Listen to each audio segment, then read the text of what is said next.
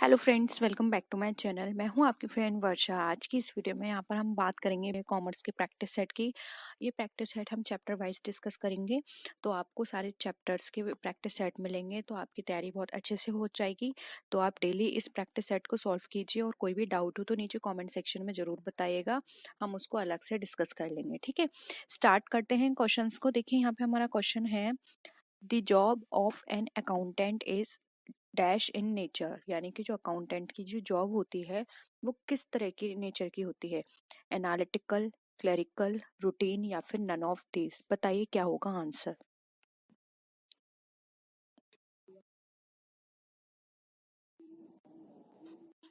क्या होगा आंसर। देखिए, अगर हम बात करें एक अकाउंटेंट की, तो आपको पता है अकाउंटेंट का काम होता है जो भी अकाउंट के हमने रिकॉर्ड करके रखे हैं उनको देखना कि वो सही है या नहीं, उनकी रिकॉर्डिंग सही से हुई है नहीं। तो एक तरह से ये एनालिटिकल काम हो गया। तो इनका जो जॉब होता है वो एनालिटिकल नेचर का होता है। ठीक है, पूरा एनालिसिस किया जाता है कि सही तरह से डॉक्यूमेंट्स प्रिपेयर किए गए हैं नहीं, उनको जो भी रूल्स हैं हमारे अकाउंट्स के रिलेटेड, जो कि पर्सनल अकाउंट, रियल अकाउंट और आपने नॉमिनल अकाउंट पढ़ा होगा, और वो उसके अकॉर्डिंग उसको रिकॉर्ड किया गया है या नहीं, ये सारी चीजें देखते हैं यहाँ पर। ठीक है, तो ए राइट आंसर यहाँ पे हो जाएगा ए, एनालिटिकल। ठीक है, नेक्स्ट क्वेश्चन है, which of the following items is treated as tangible fixed assets. अब आपको बताना है इसमें से कौन सा आइटम है जो कि हम टेंजिबल फिक्स्ड असेट की तरह ट्रीट करते हैं। Goodwill, land and building, trademark या कॉपीराइट। सिंपल है, जल्दी से आंसर करिए।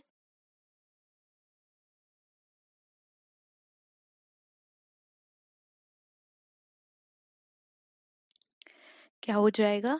टेंजिबल फिक्स्ड असेट की बात की जा रही है यहाँ पर।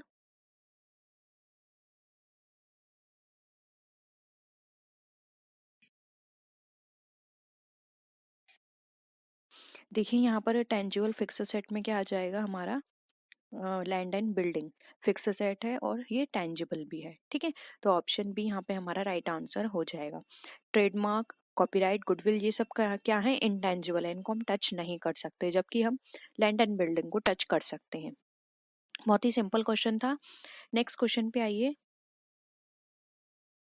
The information involved in the annual financial statement of an enterprise pertains to, यानी कि आपको इसमें बताना है ऐसी कौन सी एक, अगर हम बात करें एंटरप्राइज के लिए, तो वहाँ पे फाइनेंशियल स्टेटमेंट के लिए कौन कौन सी इंफॉर्मेशंस प्रोवाइड की जाती हैं। Individual business enterprise, the economy as a whole, business industry या फिर नन ऑफ द अबव। किससे रिलेटेड इंफॉर्मेशंस होती हैं।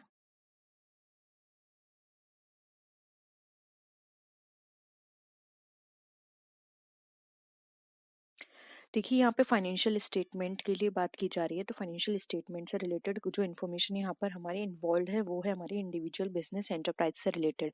यानी कि एक इंडिविजुअल बिजनेस किस तरह से रन कर रहा है, कैसा उसका काम है, कौन कौन से मेथड फॉलो किए जा रहे हैं, ये हमें फाइनेंशियल स्टेटमेंट से पता चलते हैं। ठीक है, ऑप्शन ए यहाँ पे हमारा राइट आंसर है। नेक्स्ट क्वेश्चन पे आइए। अब इस क्वेश्चन में आपको बताना है कि कौन सा स्टेटमेंट हमारा करेक्ट है। पहला स्टेटमेंट बोल रहा है कि जो कि अकाउंटिंग है वो हमारा सिर्फ बिजनेस ट्रांजेक्शन्स की रिकॉर्ड को रिकॉर्ड करता है केवल। सेकंड ऑप्शन हमारा बता रहा है कि amount owned to outsiders other than proprietor is called capital, यानी कि कोई भी ऐसा अमाउंट जो कि आउटसाइड से लिया गया है प्रोप्राइटर को छोड़कर, तो वो हमारा कैपिटल है। थर्ड ऑप्शन हमारा बोल रहा है debit means decrease in assets, यानी कि डेबिट का मतलब होता है असेट्स में डिक्रीज आ जाना, यानी कमी आ जाना। या फिर डी ऑप्शन है हमारा accounting is the language of business. बताइए कौन सा ऑप्शन हमारा यहाँ पे करेक्ट है।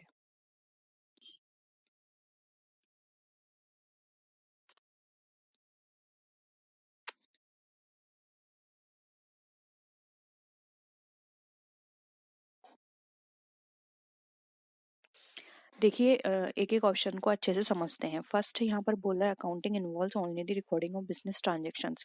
ये तो ऑप्शन बिल्कुल गलत हो गया, क्योंकि अकाउंटिंग में रिकॉर्डिंग, क्लासिफाइंग, समराइजिंग ये सारी चीजें आती हैं। सिर्फ रिकॉर्ड करना हमारे अकाउंटिंग का पार्ट नहीं है, इसलिए ये कट गया।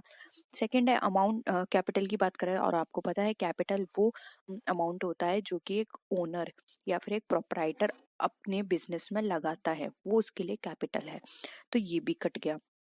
फिर है debit mean decrease in assets. Debit mean decrease in assets ये नहीं होता है। डेबिट का मतलब होता है हमारे एक्सपेंसेस, डेबिट का मतलब होता है हमारा लॉस। ठीक है।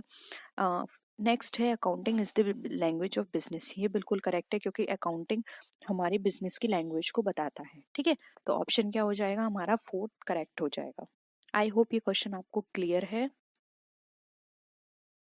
नेक्स्ट क्वेश्चन पे आइए। Which accounting concept is also known as periodicity assumption. अब यहाँ पर आपको बताना है अकाउंटिंग किस अकाउंटिंग कॉन्सेप्ट में हम पीरियोडिसिटी अजम्पशन को लेते हैं। Money measurement concept, going concern concept, accounting period concept, या फिर अकाउंटिंग एंटिटी कॉन्सेप्ट, बताइए। ये सारे कॉन्सेप्ट आपको पता है ना? अगर नहीं पता है तो प्लीज बता दीजिए, हम इसको एक एक करके डिस्कस कर लेंगे। बहुत सिंपल है।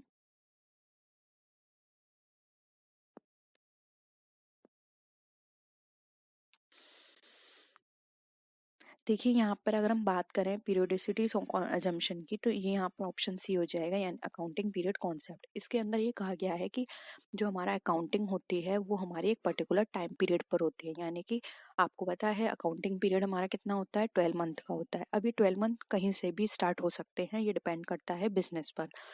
वो या तो जनवरी टू दिसंबर अपना टाइम पीरियड लेके चल सकते हैं, या फिर मार्च से अप्रैल, या फिर अप्रैल से मार्च। और कुछ बिजनेसमैन अपने अकाउंटिंग जो उनका पीरियड होता है उसको वो दिवाली से दिवाली मानते हैं। ठीक है, तो ये डिपेंड करता है कि वो कौन सा पीरियड ले रहे हैं, लेकिन सबका पीरियड 12 मंथ तक होता है। ठीक है। गोइंग कंसर्न कॉन्सेप्ट देखिए यहाँ पे डिस्कस कर लेते हैं। गोइंग कंसर्न कॉन्सेप्ट का मतलब होता है कि हम जो भी बिजनेस स्टार्ट कर रहे हैं वो ये सोचकर चल रहे हैं कि हमारा जो बिजनेस है लॉन्ग टाइम तक वर्क करेगा। ठीक है। मनी मेजरमेंट कॉन्सेप्ट में होता है कि उन ट्रांजैक्शंस को इंक्लूड किया जाता है जिनको हम मनी में मेजर कर पाए, यानी कि वो मॉनेटरी एस्पेक्ट में होने चाहिए। अकाउंटिंग एंटिटी का मतलब ये होता है एक बिजनेस की अपनी खुद की एंटिटी है, उसका ओनर और उस बिजनेस की एंटिटी दोनों सेपरेट है। ठीक है, तो ऑप्शन यहाँ पे सी राइट आंसर हो जाएगा। नेक्स्ट क्वेश्चन पे आइए। Revenue is generally recognised at the point of sale, which principle is applied here in. बताइए, जो रेवेन्यू है वो हमारा जनरली सेल के समय रिकॉग्नाइज किया जाता है, तो ये प्रिंसिपल हमारा क्या बताता है, किसके अंदर है? कंसिस्टेंसी, मैचिंग, रेवेन्यू रिकॉग्निशन, या फिर कॉस्ट प्रिंसिपल।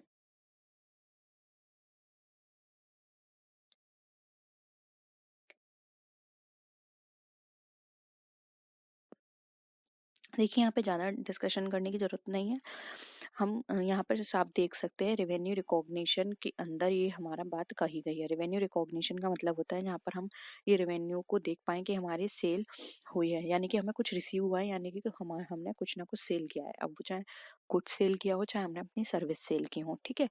मैचिंग का मतलब होता है डेबिट और क्रेडिट मैच होने हैं, यानी कि दोनों साइड मैच होने हैं। कंसिस्टेंसी का मतलब होता है हम कोई भी मेथड अडॉप्ट कर रहे हैं तो उसमें कंसिस्टेंसी होनी चाहिए। ऐसा नहीं है हमने एक साल कोई और मेथड अडॉप्ट किया, दूसरे साल कोई और मेथड अडॉप्ट किया, तो इससे क्या होगा, हम कभी भी अपने फर्म की बैलेंस शीट को अपने फर्दर फ्यूचर के लिए हेल्प में नहीं ले पाएंगे, क्योंकि हमने पहले कोई और मेथड अडॉप्ट किया था, तो हमारा जो अमाउंट था या हमारी कंपनी के जो प्रॉफिट्स थे वो कुछ और थे। अब हमने कोई और मेथड अडॉप्ट कर लिया, तो हम उससे क्या होगा, उससे हेल्प नहीं ले सकते, कंपैरिजन नहीं कर सकते, इसलिए कंसिस्टेंसी होनी चाहिए। कॉस्ट प्रिंसिपल में हम अपने जो भी कंपनी के अंदर गुड्स या सर्विस की बात करते हैं तो वो कॉस्ट के बेसिस पे की जाएगी, उनका कैलकुलेशन होगा कि कितनी कॉस्ट पर्टिकुलर 1 यूनिट पर आ रही है। ठीक है, तो हमारा कॉस्ट प्रिंसिपल है। नेक्स्ट आइए। The assumption that a business enterprise will not be sold or liquidated in near future is also is known has, यानी कि एक ऐसी एजम्पशन जिसमें हमारा बिजनेस एंड एंटरप्राइज सोल्ड नहीं होगा और ना ही लिक्विडेट होगा नियर फ्यूचर में, वो हम क्या कहेंगे? अभी अभी मैंने आपके साथ डिस्कस किया, आप इजीली बता सकते हैं। ऑप्शंस हैं monetary unit, going concern, conservatism या फिर पीरियोडिसिटी। बताइए क्या हो जाएगा इसका आंसर?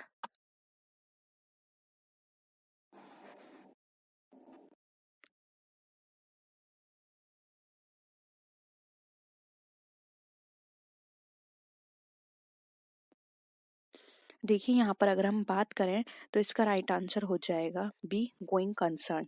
क्योंकि अभी भी मैंने कहा कि गोइंग कंसर्न में हम ये एजम्पशन लेके चलते हैं कि हमारा बिजनेस जो है वो लॉन्ग टाइम तक चलेगा, हम इसको ना ही सोल्ड करेंगे और ना ही हम इसको शट डाउन करेंगे, ना ही लिक्विडेट करेंगे, ठीक है। लॉन्ग टर्म तक हम इसको चलाएंगे, ठीक है। तो ऑप्शन बी यहाँ पे हमारा गोइंग कंसर्न राइट आंसर हो जाएगा। नेक्स्ट क्वेश्चन है companies must prepare financial statement at least yearly due to the assumptions of, यानी कि कंपनी जो है वो अपने फाइनेंशियल स्टेटमेंट प्रिपेयर करेगी ईयरली बेसिस पर, अब वो कोई भी टाइम पीरियड हो। तो ये एजम्पशंस हमारी किसके कारण होती है? पीरियोडिसिटी, कॉस्ट बेनिफिट, कंजर्वेटिज्म या फिर मैचिंग। अब ये सारे मैंने आपको बता दिए हैं, तो आप इजीली इसका आंसर कर सकते हैं कि ऐसी कौन सी एजम्पशंस हैं जिसके बेसिस पर हम ये ईयरली का कॉन्सेप्ट लेके चलते हैं। क्या हो जाएगा? ये हो जाएगा पीरियोडिसिटी, ठीक है। यानी कि एक पर्टिकुलर पीरियड हम मानेंगे जिसके बेसिस पर हम अपने फाइनेंशियल स्टेटमेंट को प्रिपेयर करेंगे, ठीक है।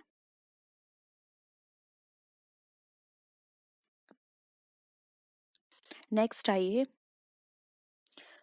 Following the WDV written down value method of depreciating a particular asset year after year, state the name of the relevant accounting principle applied herein। यानी कि जब हम रिटन डाउन वैल्यू मेथड जो हमारा डेप्रिशिएशन का है उसको हम ईयर आफ्टर ईयर जो हमारी वैल्यू निकल कर आती है, तो वो हमारे किस प्रिंसिपल, अकाउंटिंग प्रिंसिपल में से रिलेटेड है या फिर रेलेवेंट है? बताइए।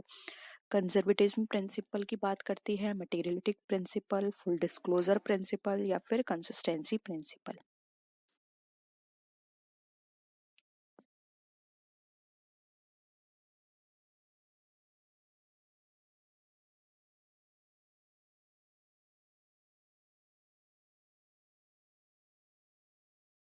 क्या हो जाएगा आंसर? देखिए यहाँ पर हो जाएगा ऑप्शन डी, क्योंकि देखिए कंसिस्टेंसी की यहाँ पे बात की जा रही है, यानी कि अगर हम किसी भी असेट पर written down value method adopt कर रहे हैं तो हमें हर साल वही करना है। अगर हम अपना चेंज कर देंगे तो हमारी जो असेट की जो रियल वैल्यू है वो निकल कर नहीं आएगी। इसलिए हम अगर एक साल हमने ये वाला मेथड अडॉप्ट किया है तो नेक्स्ट ईयर भी हमें वही करना है, तो कंसिस्टेंसी हमें बना के रखनी है, ठीक है।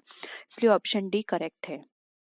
नेक्स्ट क्वेश्चन है the primary qualities that make accounting information useful for decision makings are, यानी कि अब आपको यहाँ पे बतानी है प्राइमरी क्वालिटीज जो कि हमारे अकाउंटिंग इन्फॉर्मेशंस जो होती हैं उस वो हेल्प करेंगे हमारे डिसीजन लेने में।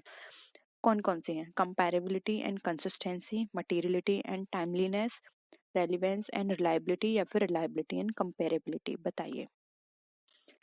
प्राइमरी क्वालिटी बतानी है आपको। वैसे तो ये सारी ही क्वालिटीज हैं, ठीक है।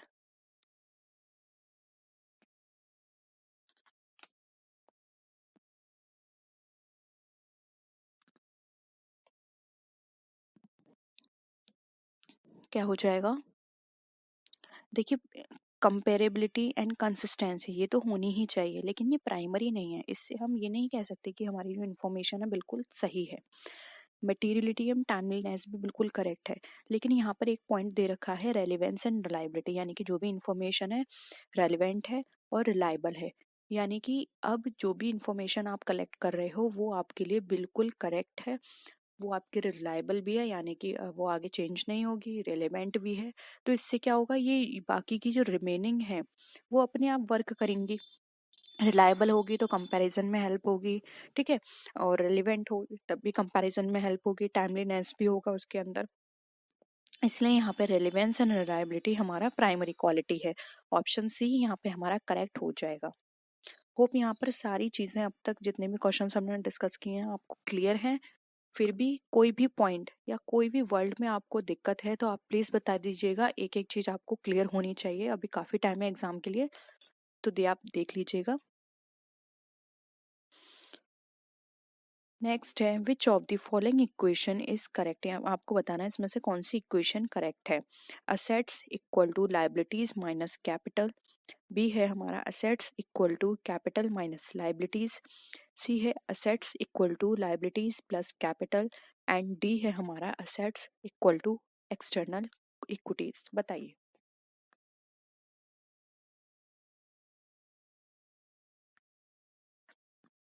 कौन सी इक्वेशन आपको करेक्ट लग रही है। देखिए इस तरह की चीज करने से पहले आप खुद ही अपने आप एक चार्ट बना लीजिए। आप बैलेंस शीट प्रिपेयर करते हैं तो किस तरह का फॉर्मेट होता है उसका। देखिए यहाँ पर होती है हमारी असेट, ये होती है हमारी कैपिटल, एंड ये होती है हमारी लाइबिलिटीज, यानी कि कैपिटल और लाइबिलिटीज प्लस होंगी और वो हमारे इक्वल होंगी एसेट के। अब ये देख लीजिए आपको कहाँ पे मैच कर रहा है। Assets liabilities minus capital cut गया, असेट्स कैपिटल माइनस लाइबिलिटीज ये भी कट गया, assets equal to liabilities plus capital ये बिल्कुल करेक्ट है। ठीक है, सिंपल है, इजिली आपने ये निकाल लिया इसका आंसर। ठीक है, नेक्स्ट आइए।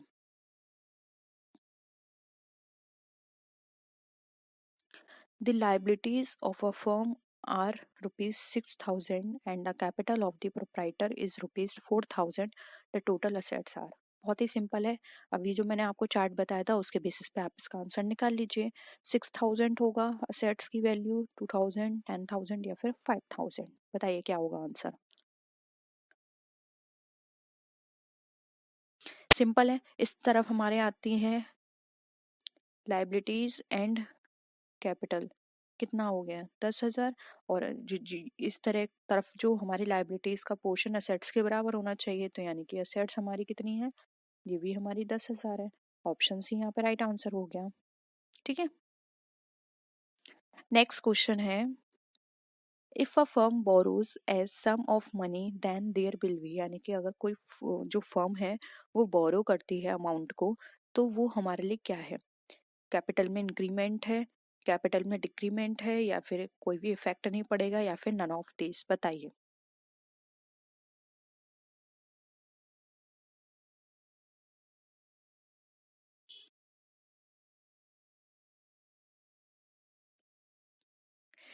देखिए बहुत सिंपल है, अगर आपने कोई भी अमाउंट बोरो किया है कहीं से भी, ठीक है, और उसको फर्म में लगाया है, तो आपकी कैपिटल तो इंक्रीज हो जाएगी, लेकिन साथ ही साथ असेट साइड जो आप शो करते हैं क्रेडिटर्स, ठीक है, करंट असेट्स में क्रेडिटर्स वो भी आपके बढ़ जाएंगे। तो एक तरह से क्या होगा, कोई भी इफेक्ट नहीं पड़ा, क्योंकि यहाँ भी बढ़े और वहां भी बढ़ गया, दोनों का अमाउंट इक्वल हो गया। जैसे कि फॉर एग्जाम्पल लाइबिलिटीज आपकी बढ़ गई 5,000 50,000 से, और वहां पे करंट असेट्स की बात करें तो करंट असेट्स में हम शो करेंगे क्रेडिटर्स, वो भी बढ़ गए आपके 50,000 से, तो क्या हो गया, कोई भी इफेक्ट नहीं पड़ा, तो नो इफेक्ट इन कैपिटल। ठीक है, नेक्स्ट देखिए, bank overdraft account is personal account, real account, nominal account, या फिर नन ऑफ दिस। बताइए बैंक ओवरड्राफ्ट जो है हमारा किस तरह का अकाउंट है।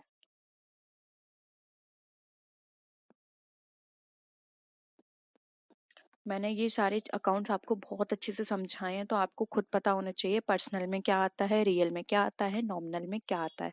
और अगर आप नए हैं, आपको नहीं पता, तो प्लीज बता दीजिएगा, एक बार और अच्छे से मैं डिस्कस कर लूंगी। ठीक है, देखिए बैंक ओवरड्राफ्ट की बात करें तो यहाँ पर ऑप्शन ए राइट आंसर हो जाएगा। बैंक ओवरड्राफ्ट हमारा पर्सनल अकाउंट में कंसिडर किया जाता है, इसलिए ऑप्शन ए यहाँ पे हमारा राइट आंसर है। ठीक है, नेक्स्ट क्वेश्चन पे आइए।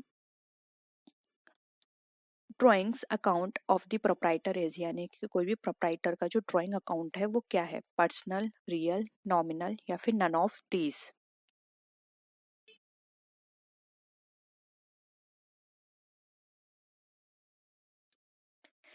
देखिए ड्राइंग अकाउंट क्या हो जाएगा, ए हो जाएगा, पर्सनल अकाउंट में कंसिडर किया जाता है। ये सारे अकाउंट आपको नहीं पता है तो बता दीजिएगा, हम अच्छे से डिस्कस कर लेंगे, क्योंकि ये बहुत ही इंपॉर्टेंट है।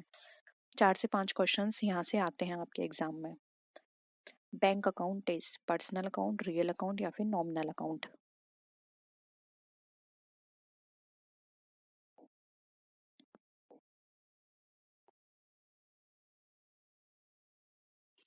क्या हो जाएगा आंसर? ए हो जाएगा, पर्सनल अकाउंट। बैंक अकाउंट हमारा पर्सनल अकाउंट में कंसिडर किया जाता है। नेक्स्ट है purchase account is real account, nominal account या फिर पर्सनल अकाउंट।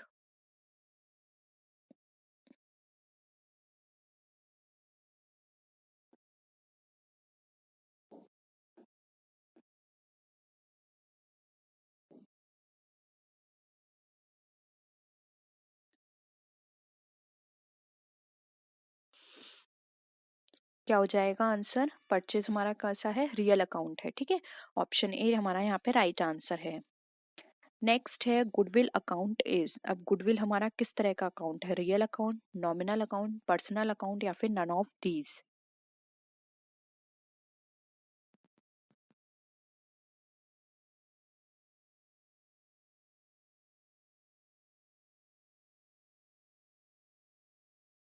गुडविल कौन सा हो जाएगा?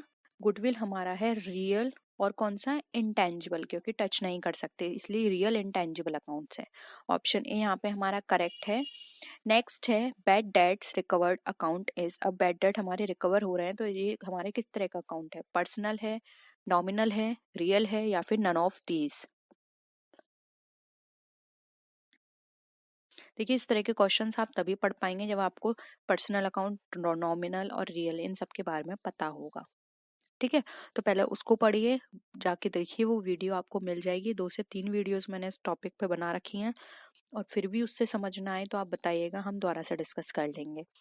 ऑप्शन यहाँ पे कौन सा हो जाएगा? बी, ये हमारा नॉमिनल अकाउंट है, क्योंकि ये हमारा क्या है? बैड डेट हमारा किस तरह का अकाउंट है? लॉस में आता है हमारा, ठीक है। नेक्स्ट है इंटरेस्ट एक्रूड अकाउंट इज। अब कोई भी इंटरेस्ट अक्रूड अकाउंट है वो हमारा किस में कंसिडर करते हैं? पर्सनल अकाउंट में, रियल अकाउंट में, नॉमिनल अकाउंट में या फिर नन ऑफ दीज।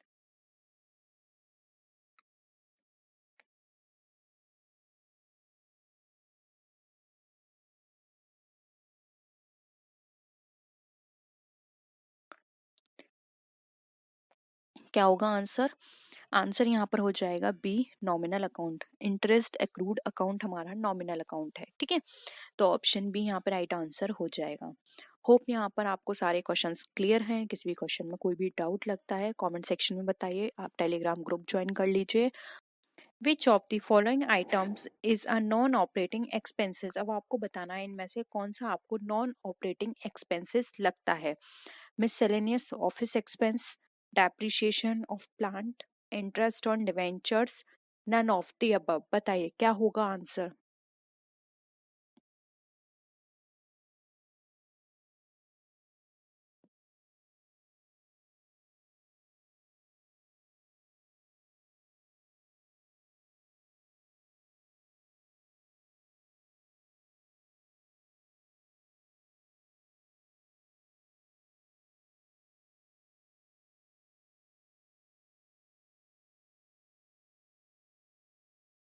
देखिए यहाँ पर राइट आंसर हो जाएगा सी, इंटरेस्ट ऑन डिवेंचर्स। ये हमारा नॉन ऑपरेटिंग आइटम है, एक्सपेंस है, या जबकि हमारा मिसलेनियस ऑफिस एक्सपेंसेस जो होते हैं ऑपरेटिंग के अंदर कंसिडर होते हैं, और डेप्रिसिएशन ऑफ प्लांट, क्योंकि प्लांट हमारा ऑपरेटिंग से रिलेटेड है तो वही हमारा एक्सपेंस कहलाएगा। इसलिए नॉन ऑपरेटिंग एक्सपेंस के अंदर यहाँ पे इंटरेस्ट ऑन डिवेंचर्स को इंक्लूड किया गया है, इसलिए ऑप्शन सी यहाँ पे राइट आंसर हो जाएगा, ठीक है। नेक्स्ट क्वेश्चन पे आइए। अब आपको यहाँ पर बताना है नॉन ऑपरेटिंग इनकम। अभी आपने नॉन ऑपरेटिंग एक्सपेंस बताया था, अब आपको यहाँ पे इनकम बताना है। देखिए हमारा जो भी हम प्लांट यूज कर रहे थे मैन्युफैक्चरिंग कंपनी में, उसके सेल से हमें कोई प्रॉफिट हुआ है ये है, या फिर कोई रेवेन्यू हमारा सेल से जनरेट हुआ है, ट्रेडिंग कंसर्न से रिलेटेड है, या फिर कोई डिविडेंड हमने रिसीव्ड किया है बाय एन इन्वेस्टमेंट कंपनी, या फिर premium received by an insurance company. बताइए इनमें से कौन सा हमारा नॉन ऑपरेटिंग इनकम का पार्ट है या आइटम है।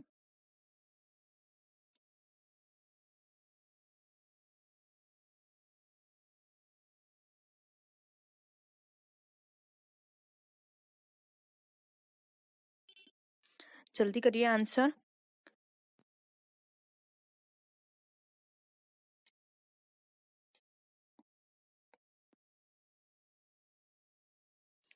कौन सा लगता है आपको इसका आंसर? देखिए ऑप्शन ए आप यहाँ पर राइट आंसर हो जाएगा। अगर हम नॉन ऑपरेटिंग इनकम की बात करें तो यहाँ पे हमारी मैन्युफैक्चरिंग कंपनी के अंदर जो भी प्लांट यूज हो रहा है उसके सेल से जो भी प्रॉफिट हुआ है ये हमारा नॉन ऑपरेटिंग इनकम का पार्ट है। ठीक है, तो यहाँ पर क्या हो जाएगा, राइट आंसर हो जाएगा ऑप्शन ए। नेक्स्ट क्वेश्चन पे आइए। देखिए जो भी क्वेश्चन आपको समझ नहीं आया उसको दोबारा से देखिएगा, खुद से समझने की कोशिश किया करिए, नहीं तो मैं उन क्वेश्चंस को दोबारा से आपके साथ डिस्कस कर लूंगी। ठीक है, नेक्स्ट है which of the following item is a current asset. अब आपको बताना है इसमें से कौन सा आइटम करंट असेट का है। Long term investment, bank loan for 3 years, debenture sinking fund investment या फिर अकाउंट रिसीवेबल्स।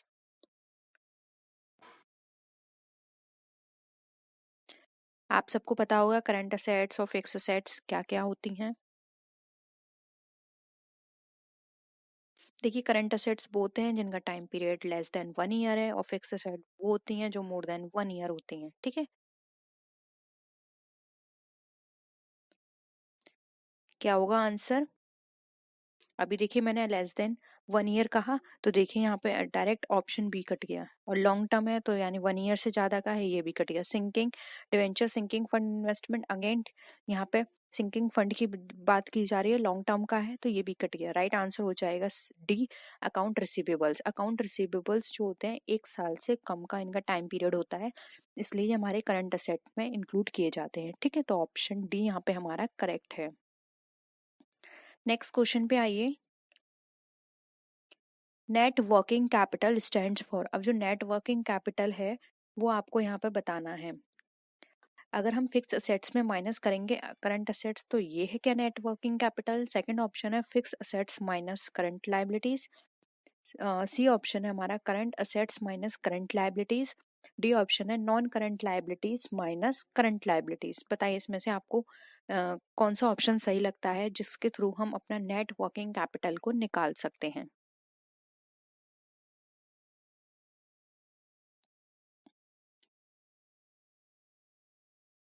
बहुत ही सिंपल है।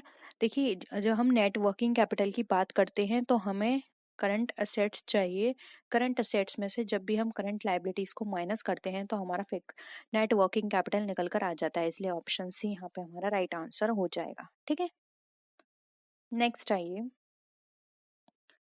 A reserve is a charge against. अब एक रिजर्व किसके अगेंस्ट में चार्ज किया जाता है। Trading account, profit and loss account, profit and loss appropriation account या फिर नन ऑफ द अबव। बताइए।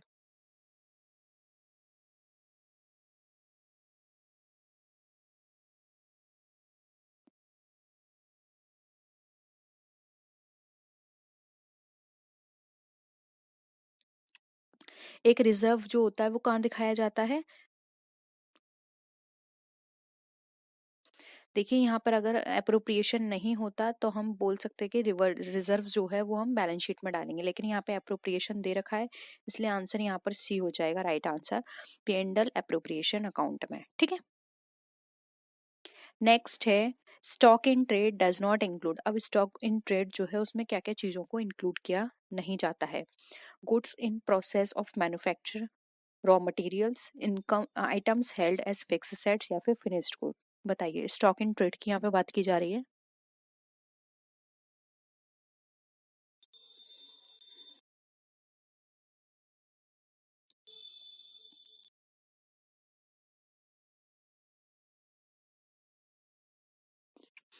देखिए सबसे पहले ये समझ लीजिए स्टॉक क्या है। स्टॉक वो चीज़ है जो कि आपने या तो परचेज करी है, वो आपका कच्चा माल भी हो सकता है, बना हुआ माल भी हो सकता है, या फिर अनफिनिश्ड माल भी हो सकता है जो कि आपके फॉर्म में रखा हुआ है, अभी वो सोल्ड आउट नहीं हुआ है और आपका जो साल है वो खत्म हो चुका है, यानी कि जो at the end of the year आपने अपने गोडाउन में जाकर देखा वहाँ पे जो भी माल रखा हुआ है, फिर चाहे वो रॉ मटेरियल हो, अनफिनिश्ड हो या फिनिश्ड हो, वो सब आपके लिए स्टॉक हो जाएगा। तो ठीक है, इसलिए यहाँ पे देखिए गुड हमारा प्रोसेसिंग में है तो ये भी हमारा स्टॉक में है, स्टॉक के अंदर इंक्लूड है। रॉ मटेरियल भी स्टॉक कहलाएगा और हमारा फिनिश गुड भी स्टॉक कहलाएगा, लेकिन हमारा ऐसे कोई भी आइटम जो फिक्स्ड असेट है वो स्टॉक नहीं कहलाएगा। ठीक है, फिक्स्ड असेट कभी भी स्टॉक के अंदर कंसिडर नहीं किया जाता है। तो क्या हो जाएगा यहाँ पर आंसर हमारा ऑप्शन सी। ठीक है, नेक्स्ट आइए। The comparison of net profit with the sale of the same year is, अब हमारा जो नेट प्रॉफिट है उसका कंपैरिजन किया जा रहा है सेल के साथ सेम ईयर, तो वो क्या कहलाएगा? Vertical comparison, three dimension comparison, horizontal comparison या फिर नन ऑफ द अबव? बताइए।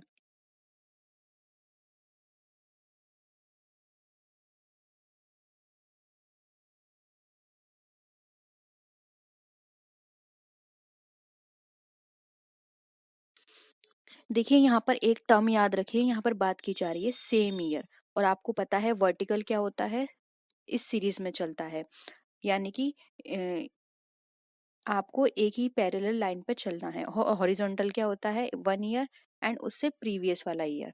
तो अगर यहाँ पर ये होता कि आप कंपैरिजन कर रहे हैं एक साल के सेल का उससे पहले वाली साल से, तो वहां पर हॉरिजॉन्टल होता, लेकिन यहाँ पे उसी साल किया जा रहा है सेम ईयर में, ठीक है।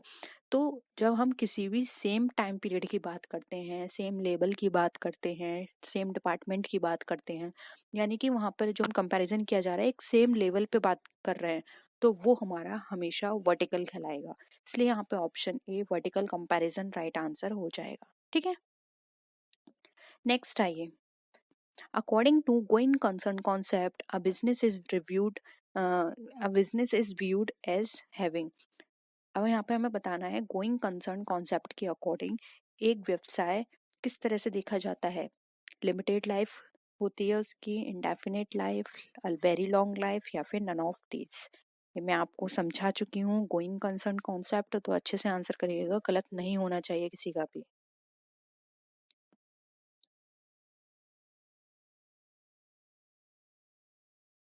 क्या हो जाएगा?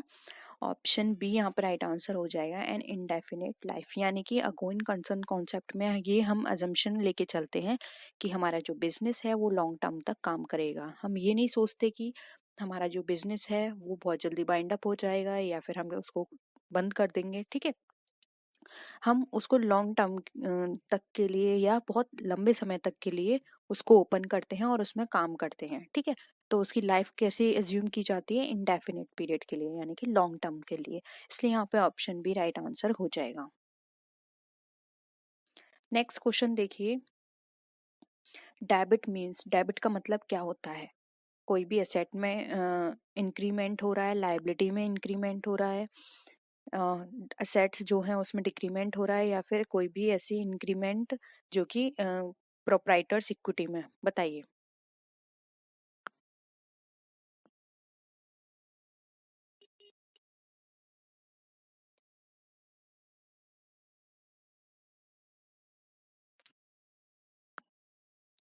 बताइए क्या होगा राइट आंसर। देखिए यहाँ पे डेबिट मीन्स का मतलब बताया गया है, तो डेबिट का मतलब होता है हमारे कोई भी असेट्स है वो बढ़ रही हैं तो वो डेबिट होंगी, ठीक है। तो ऑप्शन क्या हो जाएगा हमारा, ए यहाँ पे राइट आंसर हो जाएगा। आई होप यहाँ तक आपको सारे क्वेश्चंस क्लियर हैं। फिर भी कोई भी डाउट हो तो प्लीज पूछ लीजिएगा, ठीक है। नेक्स्ट आइए, क्रेडिट मीन्स, अब क्रेडिट का मतलब आपको बताना है क्या होता है। कोई भी एसेट में बढ़ रही है, लाइबिलिटीज हमारी बढ़ रही हैं, लाइबिलिटी हमारी कम हो रही है, या फिर जो प्रोप्राइटर्स इक्विटी है वो कम हो रही है, बताइए।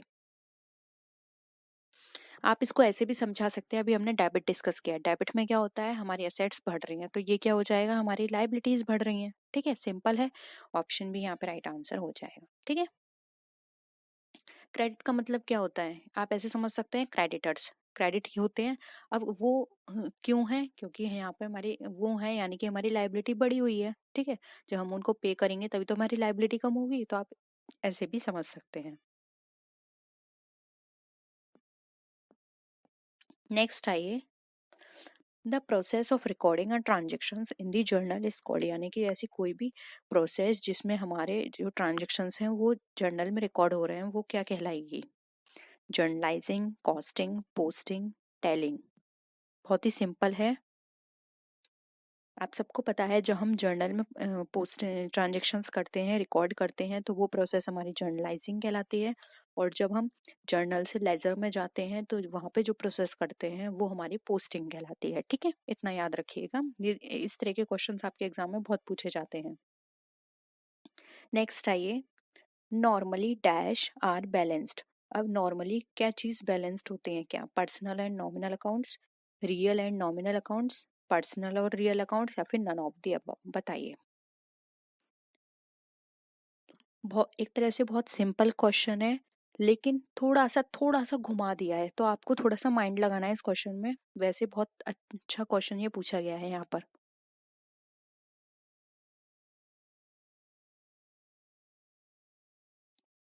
देखिए यहाँ पे बैलेंस्ड की बात की जा रही है, तो हम बैलेंस कहाँ पे बना के रखते हैं?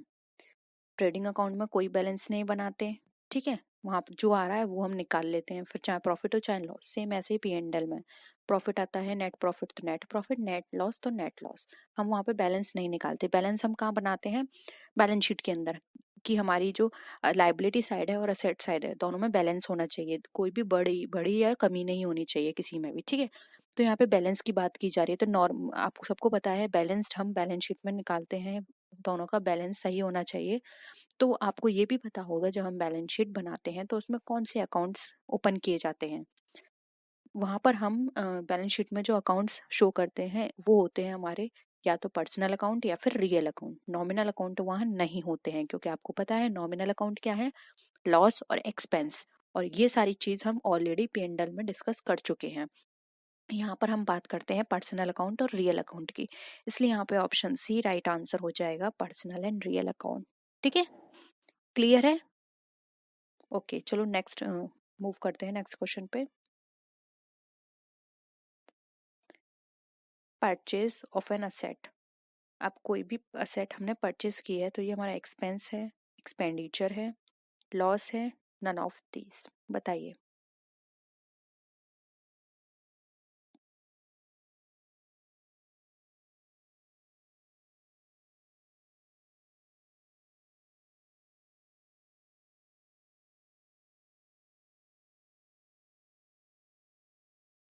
देखिए यहाँ पर आप थोड़ा सा कंफ्यूज हो रहे होगे, दो वर्ड दिए हैं, एक्सपेंस एंड एक्सपेंडिचर। एक्सपेंस यहाँ पे वर्ड यूज हुआ है छोटे मोटे खर्चों के लिए, और एक्सपेंडिचर हुआ है लार्ज अमाउंट के लिए, जहाँ पे हमने लार्ज अमाउंट पे किया है। तो इस हिसाब से आप फिर आंसर करिएगा।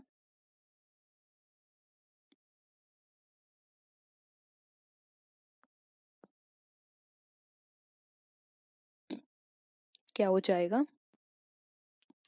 देखिए यहाँ पर अगर हम बात करें तो हमारा जो राइट आंसर हो जाएगा वो हो जाएगा option A, sorry B, an expenditure. Purchase हमारा जो भी हमने असेट परचेज किया वो हमारा एक्सपेंडिचर है, एक बहुत बड़ा खर्चा है, और ये हम लॉन्ग टाइम तक इसका बेनिफिट लेंगे। जबकि अगर हम एक्सपेंस की बात करें तो वो छोटे मोटे खर्चे होते हैं, जैसे कि telephone payment, telephone bill pay किया आपने, या फिर कैरेज इनवर्ड, कैरेज आउटवर्ड, इस तरह के खर्चे वो आपके एक्सपेंस हैं। और ये लार्ज अमाउंट का है, ये एक्सपेंडिचर के अंदर कंसिडर यहाँ पर किया गया है। वैसे एक तरह से क्वेश्चन इस तरह से नहीं देना चाहिए था, थोड़ा कंफ्यूजन होगा स्टूडेंट को, लेकिन आप इसको ऐसे समझ सकते हैं, ठीक है।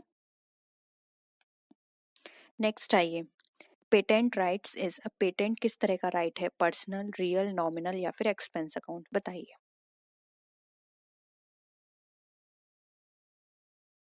अगेन ये क्वेश्चन आप तभी कर पाएंगे जब आपको पर्सनल, रियल और नॉमिनल में अंतर पता होगा।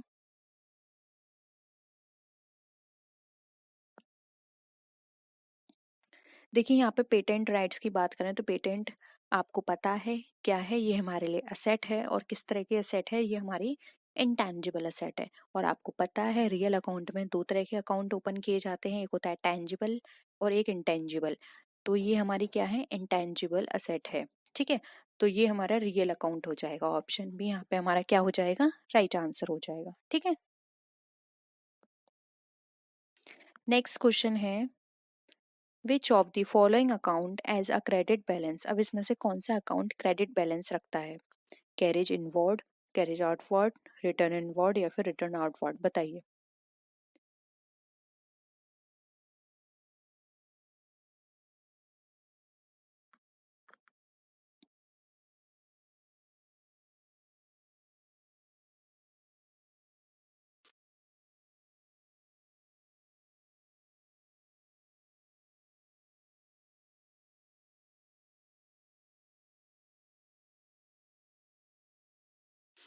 देखिए बहुत सिंपल है, क्रेडिट बैलेंस की बात की गई है। कैरेज इनवर्ड क्या है, आपने कोई पेमेंट किया जब आप माल लेकर आए। कैरेज आउटवर्ड होता है आपने पेमेंट किया जब आप माल बेचने गए, ठीक है।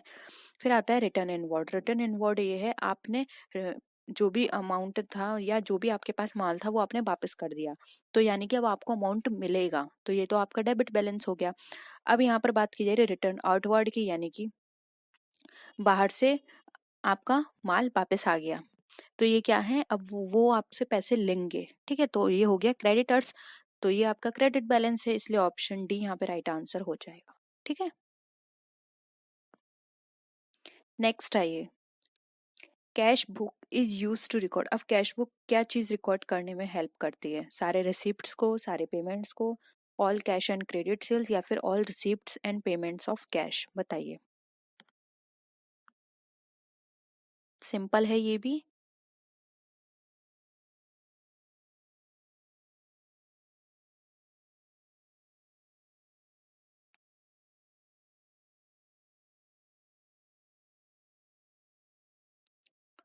क्या हो जाएगा, राइट आंसर हो जाएगा D, all receipts and payments of cash, यानी कि कैश के जो भी हमारे हमें कैश या तो आया है या हमारी तरफ से गया है, यानी कि पेमेंट हुआ है, कैश से रिलेटेड कोई भी ट्रांजेक्शन हुआ है तो वो कैश बुक के अंदर रिकॉर्ड किया जाएगा, ठीक है।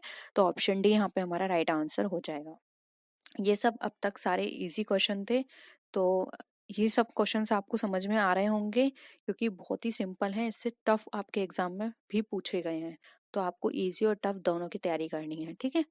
लेकिन सबसे पहले आप थ्योरीज अच्छे से कर लीजिए, क्योंकि जब तक आपको थ्योरीज क्लियर नहीं होंगी तब तक आप ये क्वेश्चंस भी अच्छे से नहीं कर पाएंगे। तो सबसे पहले अपनी थ्योरी को स्ट्रॉन्ग करिए।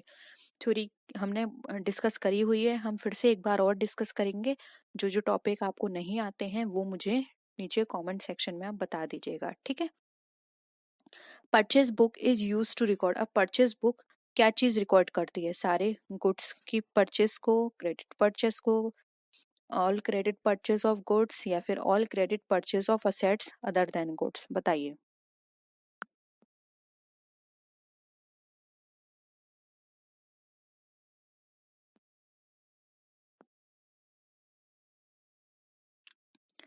क्या हो जाएगा आंसर,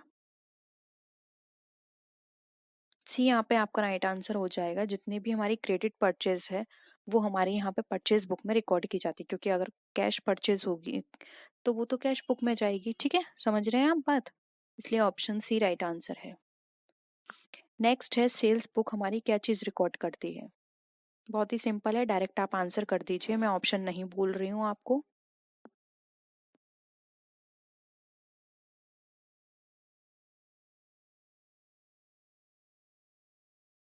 क्या हो जाएगा, डी हो जाएगा। जितनी भी क्रेडिट सेल्स है वो यहाँ पे सेल्स बुक में रिकॉर्ड की जाएगी, ठीक है। नेक्स्ट आइए, विच of the following book is not a book of original entry, बताइए।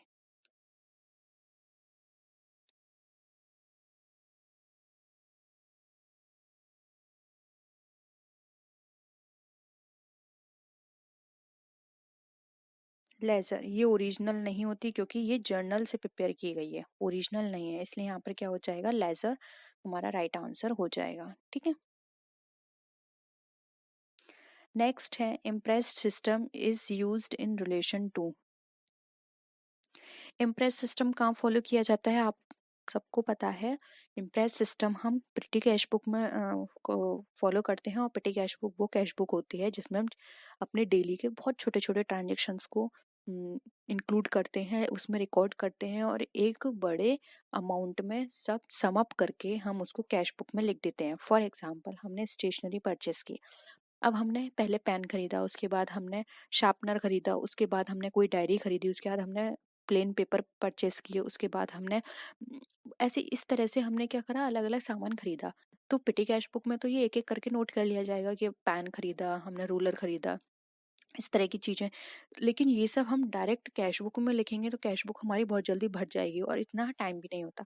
तो पिटी कैश बुक में क्या होता है, ये सारी जितने भी हमने सामान खरीदे हैं स्टेशनरी से, इसको सबको सम अप करके एक अमाउंट में हम ऐसा स्टेशनरी कैश बुक के अंदर डाल देते हैं सारा अमाउंट, ठीक है। तो पिटी कैश बुक यहाँ पर राइट आंसर होगा, जिसमें हम इम्प्रेस सिस्टम फॉलो करते हैं, इसलिए ऑप्शन डी करेक्ट है। देखिए यहाँ पे क्वेश्चन है the main purpose of preparing a trial balance, यानी कि आपको ये बताना है कि जो हम ट्रायल बैलेंस प्रिपेयर करते हैं उसका मेन पर्पस क्या होता है।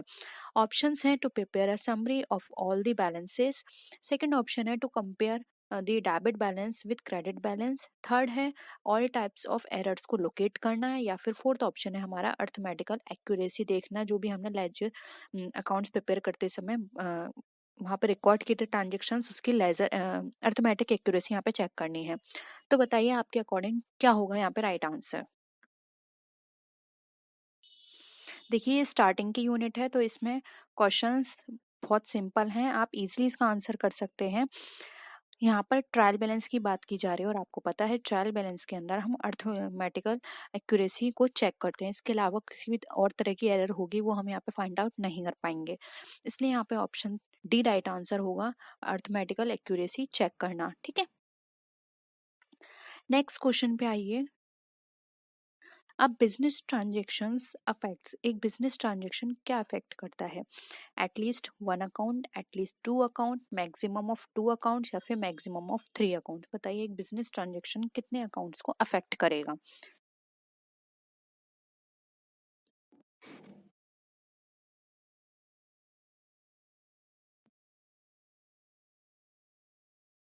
क्या हो जाएगा राइट आंसर, बी हो जाएगा, दो अकाउंट को अफेक्ट करता है। वो कौन कौन से हैं, एक होता है हमारा डेबिट, एक होता है हमारा क्रेडिट। सिंपल है, ज़्यादा डिस्कस करने की यहाँ पर कोई ज़रूरत नहीं है। थर्ड क्वेश्चन पर आते हैं। Discount allowed for a prompt payment received by a concern. Name the book of original entry. Would the stated transactions be entered? यानी कि आपको बताना है जब हम प्रॉम्प्ट पेमेंट के लिए यानी कि जल्दी के पेमेंट के लिए एक डिस्काउंट जो है वो अलाउ करते हैं, तो उसकी जो ओरिजिनल एंट्री है उसको ट्रांजेक्शन हम कहाँ करेंगे, जर्नल प्रॉपर में, कैश बुक में, परचेस बुक में या फिर सेल्स बुक में, बताइए।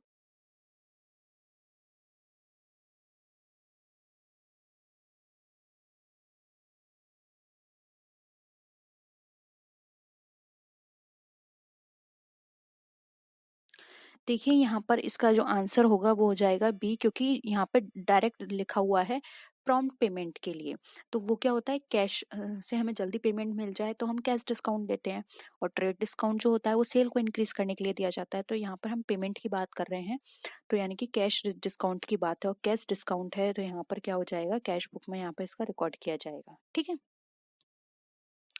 नेक्स्ट है which of the following account is increased by debit entries. अब इसमें से कौन सा अकाउंट डेबिट एंट्री के द्वारा इंक्रीज होगा, machinery account, purchase return account, discount return या फिर नन ऑफ दी अबव, बताइए।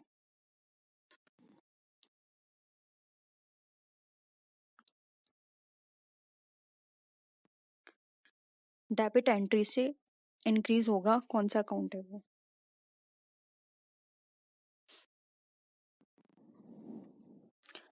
राइट आंसर हो जाएगा ए, क्योंकि देखिए यहाँ पर परचेस रिटर्न, डिस्काउंट अर्न, ये सब हमारे क्रेडिट साइड के हैं, ये यहाँ पर बात की जा रही है डेबिट एंट्री की, तो मशीनरी अकाउंट हमारा डेबिट होता है, इसलिए ऑप्शन ए यहाँ पे राइट आंसर हो जाएगा। ठीक है, नेक्स्ट क्वेश्चन पे आइए।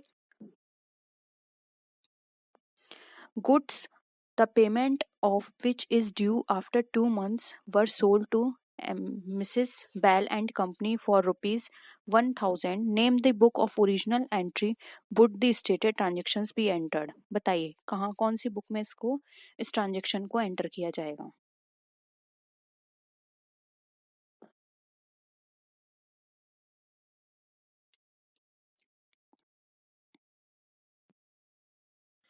देखिए यहाँ पे 2 महीने बाद उसका पेमेंट होना है, यानी कि क्या है क्रेडिट पे सेल किया गया है, अगर कैश पे सेल किया होता तो 2 महीने बाद उसका पेमेंट क्यों होता, उसका पेमेंट तभी होता है तो हम उसको कैश बुक में डालते हैं, यहाँ पे 2 महीने बाद उसका पेमेंट हो रहा है, यानी कि हम यहाँ पर क्रेडिट में उसको सेल कर रहे हैं, इसलिए यहाँ पर सेल बुक में इसकी एंट्री होगी, ऑप्शन सी यहाँ पे राइट आंसर हो जाएगा। ठीक है, नेक्स्ट आइए।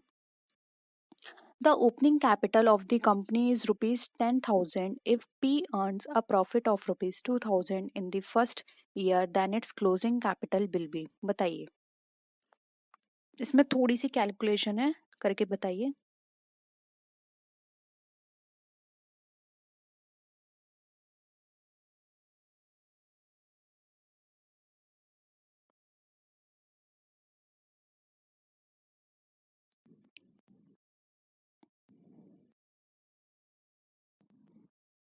देखिए बहुत लंबी चौड़ी कैलकुलेशन नहीं है, सीधे सीधे हम यहाँ पर आते हैं। ओपनिंग कैपिटल यहाँ पे कितनी दे रखी है, 10,000। 2,000 का प्रॉफिट हुआ और आप सबको पता है प्रॉफिट जो ओपनिंग कैपिटल होती है उसमें ऐड कर देते हैं। तो ऐड कर दिया तो आपके पास कितना आ गया, 12,000। ऑप्शन बी यहाँ पे राइट है, सिंपल है। नेक्स्ट आइए, X lends money to Y, in this case Y becomes X. बताइए, एक्स ने वाई को उधार दिया, अब इस केस में वाई एक्स का क्या बन जाएगा।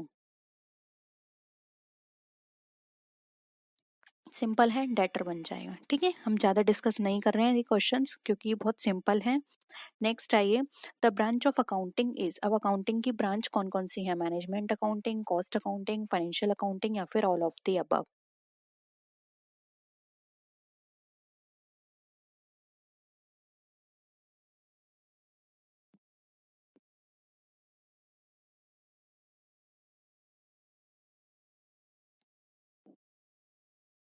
क्या हो जाएगा आंसर, देखिए डी यहाँ पे राइट आंसर हो जाएगा। क्योंकि अकाउंटिंग की बात करें तो management accounting, cost accounting, financial accounting, ये सब इसकी ही ब्रांचेस हैं। ठीक है, तो ऑप्शन डी यहाँ पे राइट आंसर हो जाएगा।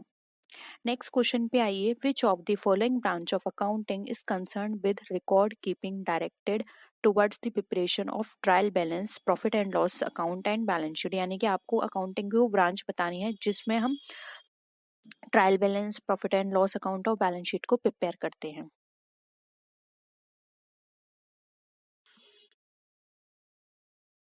आई होप ये सब आपने पढ़ा होगा। Management accounting, cost accounting, financial accounting सबको पता है ये। मैनेजमेंट अकाउंटिंग मैनेजमेंट से कंसर्न होते हैं, यानी कि इसमें मैनेजमेंट से रिलेटेड जितने भी हम जो एलिमेंट्स हैं उनके बारे में यहाँ बात करते हैं। कॉस्ट अकाउंटिंग में कॉस्ट के बेसिस पे बात की जाती है, यानी कि कितनी कॉस्ट आ रही है प्रोडक्ट पे, कितना उसको हमें कम करना है, ऑप्टिमम हमें उसका यूटिलाइजेशन करना है। फाइनेंशियल में हम फाइनेंस रिलेटेड बात करते हैं, और ये जितनी भी बात की जा रही है profit and loss, trial balance and balance sheet की, ये सब हमारी फाइनेंशियल अकाउंटिंग में प्रिपेयर की जाती है। ठीक है, तो ऑप्शन सी यहाँ पे हमारा क्या हो जाएगा, राइट आंसर हो जाएगा। ठीक है, नेक्स्ट आइए, which branch of accounting aims to ascertain the cost of a product and to help the management in the control of cost. बताइए, वो कौन अकाउंटिंग है जिसका एम होता है कॉस्ट को असरटेन करना किसी भी प्रोडक्ट की, और हेल्प करना मैनेजमेंट में कि मैनेजमेंट को कि वो कॉस्ट को कंट्रोल करके रखे। किसका होगा, मैनेजमेंट अकाउंटिंग का, फाइनेंशियल अकाउंटिंग या कॉस्ट अकाउंटिंग या फिर ऑल ऑफ दी अब। अभी मैंने आपको बताया है तो आप इजीली इसका आंसर कर सकते हैं।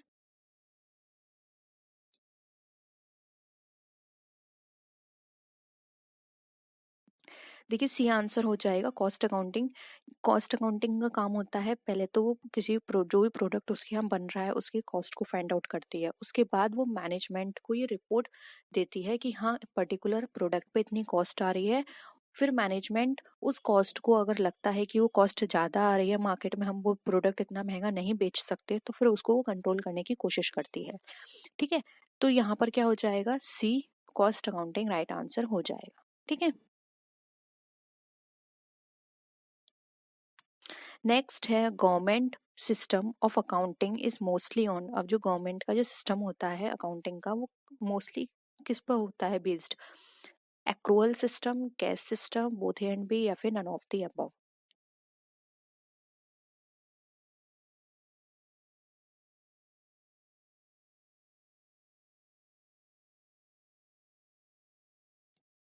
क्या हो जाएगा, बी राइट आंसर हो जाएगा। गवर्नमेंट का जो सिस्टम होता है अकाउंटिंग का वो कैश सिस्टम पे बेस्ड होता है। ठीक है, नेक्स्ट है, accrual system of accounting also known. अब जो एक्रूअल सिस्टम है अकाउंटिंग का उसको हम और किस नाम से जानते हैं, mercantile system of accounting, ordinary system of accounting, both A and B या फिर none of the above.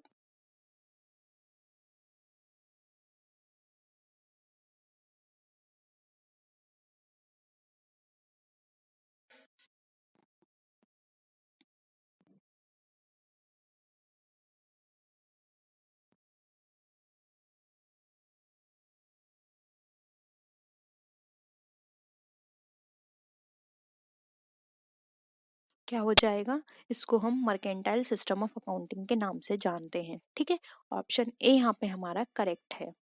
Next question पे आइए। The accounting principle can be classified into, अब जो अकाउंटिंग प्रिंसिपल जो है वो हमारा क्लासिफाई किस में किया जाता है, accounting concepts, accounting conventions, both A and B, या फिर नन ऑफ द अबव, बताइए।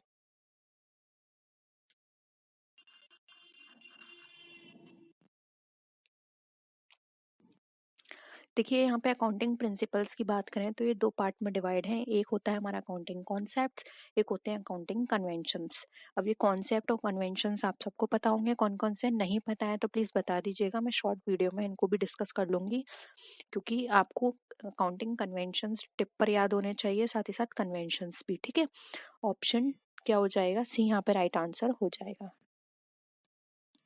नेक्स्ट है the common denominator chosen in accounting is, अब कॉमन डिनोमिनेटर जो है वो अकाउंटिंग में चूज किया जाता है क्या, monetary unit, revenue matching, mercantile, या फिर नन ऑफ द अबव। क्या है कॉमन डिनोमिनेटर?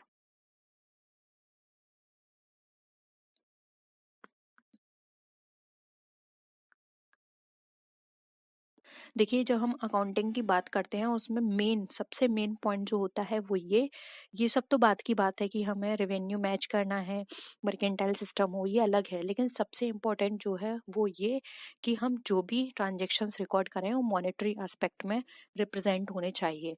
हम कोई भी नॉन मॉनेटरी ट्रांजेक्शन्स इसमें रिकॉर्ड नहीं करेंगे, तो सबसे इम्पोर्टेंट है मॉनेटरी यूनिट वाला। ठीक है, ऑप्शन ए यहाँ पे हमारा करेक्ट है, क्योंकि अकाउंटिंग का पर्पस ही यही है कि मॉनेटरी वाले ट्रांजेक्शन ही सिर्फ रिकॉर्ड होंगे। नेक्स्ट है dual aspect concept is based in, single entry book keeping, triple entry system, double entry book keeping, या फिर none of the above.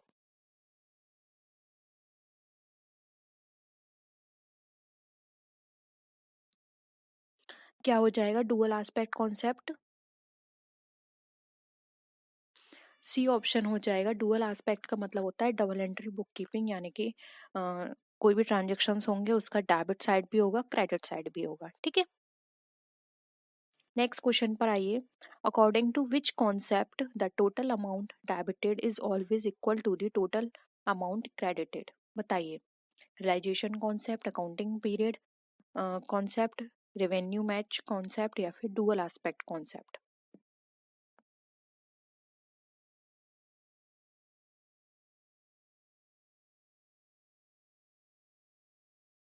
Simple है ये भी, साफ साफ यहाँ पे पता चल रहा है कि अभी अभी हमने डिस्कस भी किया कि डेबिट इक्वल होना चाहिए टू क्रेडिट के, तो वो किस में आ जाएगा, हमारा डुअल एस्पेक्ट कॉन्सेप्ट के अकॉर्डिंग। ठीक है, नेक्स्ट है liabilities to owners is refer to as, अब जो लाइबिलिटीज हैं ओनर्स की वो किस क्या बताती हैं, equity, capital, both and B, या फिर नन ऑफ दीज।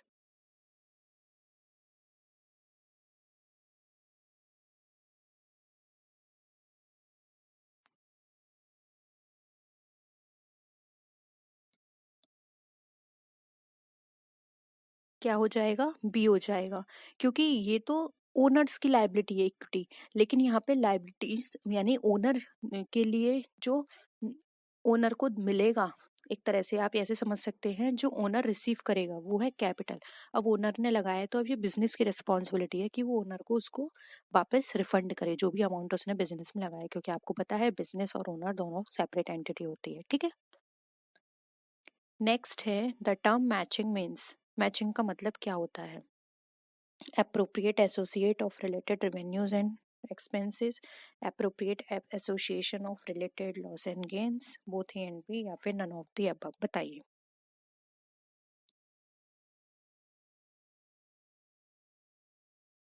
मैचिंग का मतलब क्या होता है, हमारे जितने भी रेवेन्यूज और एक्सपेंसेस हैं वो एक दूसरे से रिलेटेड हो।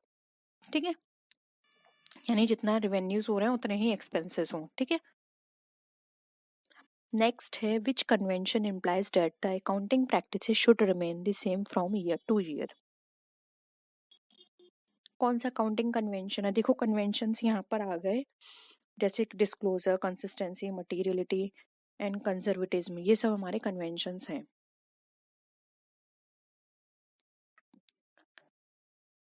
तो रिमेन सेम रहेंगे ईयर टू ईयर। ये हमारा कौन सा कन्वेंशन बोलता है?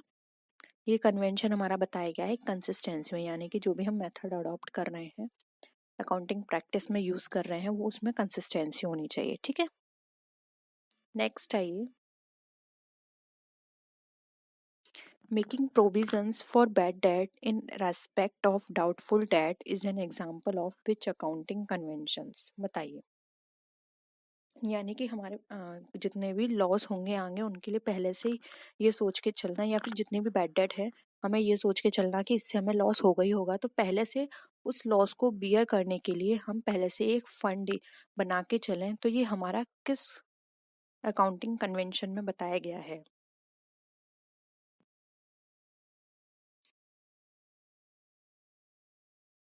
ये बताया गया है हमारा accounting of convention of conservatism में। मतलब हम जितने भी बैड डेट है वो हम ये सोच के चलेंगे कि फ्यूचर में हमें इससे कुछ भी रिसीव नहीं होगा, और जितने भी प्रॉफिट्स हैं वो यहाँ पर इग्नोर किए जाते हैं। ठीक है, तो ऑप्शन डी यहाँ पे राइट आंसर हो जाएगा।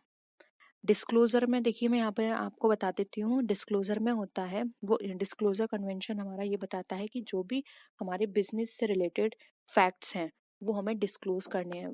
फिर चाहे वो हमारी कंपनी की नेगेटिव परफॉर्मेंस बताएं या पॉजिटिव, वो अलग मैटर है, लेकिन हमें हर चीज़ डिस्क्लोज करनी है। ठीक है, कंसिस्टेंसी हमें हर जो भी हमारे ईयर हैं उसमें हमें सेम ही मेथड फॉलो करना है। ऐसा नहीं है हमने 6 महीने कोई और मेथड फॉलो किया, दूसरे 6 महीने या नेक्स्ट ईयर कुछ और बदल दिया। बहुत टाइम पीरियड बाद हम चेंज कर सकते हैं, लेकिन ऐसा नहीं है एवरी ईयर हम उसको चेंज करें। ठीक है, तो इससे क्या होगा, हमें कंपैरिजन करने में और डिसीजन लेने में डिफिकल्टी होगी। मटेरियलिटी की यहाँ पर बात करें तो यहाँ पर हमारे जो भी ट्रांजेक्शन्स रिकॉर्ड किए जाएंगे वो मटेरियल बेसिस पर होंगे। ठीक है, तो ऑप्शन क्या हो जाएगा यहाँ पे, इसका तो राइट आंसर हो जाएगा D. Plant and machinery account हमारा कौन सा अकाउंट है? Nominal account, personal account, real account या फिर नन ऑफ दीज? बताइए। बहुत ही सिंपल क्वेश्चन है, और इस तरह के क्वेश्चन आपके एग्जाम में 100% पूछे जाएंगे। हर बार पूछे जाते हैं 3 से 4 क्वेश्चंस। बताइए क्या होगा answer.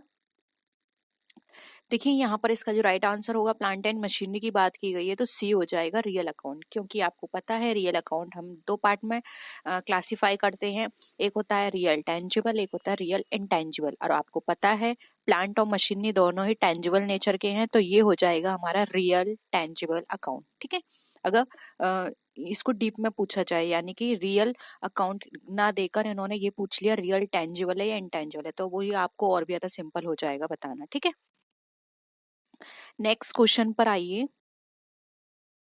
The left side of an account is called debit side, income side, credit side या फिर नन ऑफ दीज?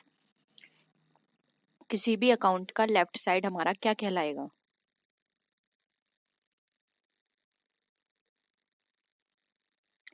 क्या होगा आंसर? यस, बिल्कुल सही है। अगर हम बात करते हैं लेफ्ट साइड की तो वो हमारा डेबिट साइड कहलाता है, और अगर यहाँ पर राइट साइड पूछा जाता है तो वो हमारा क्रेडिट साइड कहलाता है। ठीक है, नेक्स्ट आइए क्वेश्चन पर। देखिए ये आंसर मैंने पहले ही आपको बता दिया। अब यहाँ पर राइट साइड पूछा है तो ये क्या हो जाएगा? Credit side. Option A right answer है। ठीक है, नेक्स्ट क्वेश्चन पर आइए। If you purchase goods from Ram on credit then the two accounts involve, यानी कि अगर आपने माल कोई भी परचेज किया है राम से, वो भी क्रेडिट पर, तो वहां पर कौन से 2 अकाउंट इसमें इन्वॉल्व है? परचेज और गुड अकाउंट, राम का और सेल का अकाउंट, परचेज और राम अकाउंट या फिर नन ऑफ दी अबव? बताइए।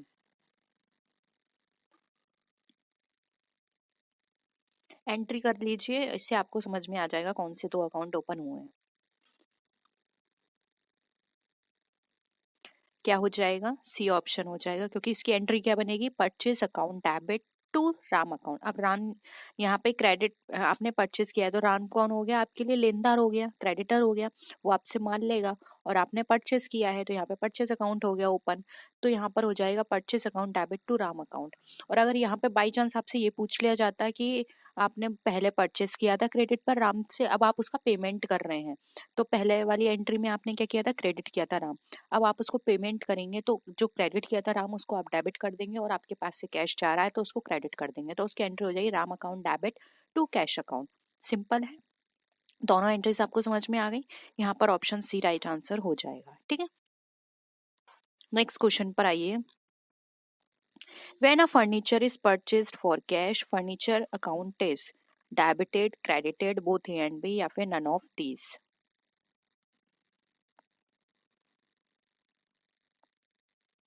अब यहाँ पे कैश में फर्नीचर परचेज किया है तो अच्छे से करिएगा आंसर।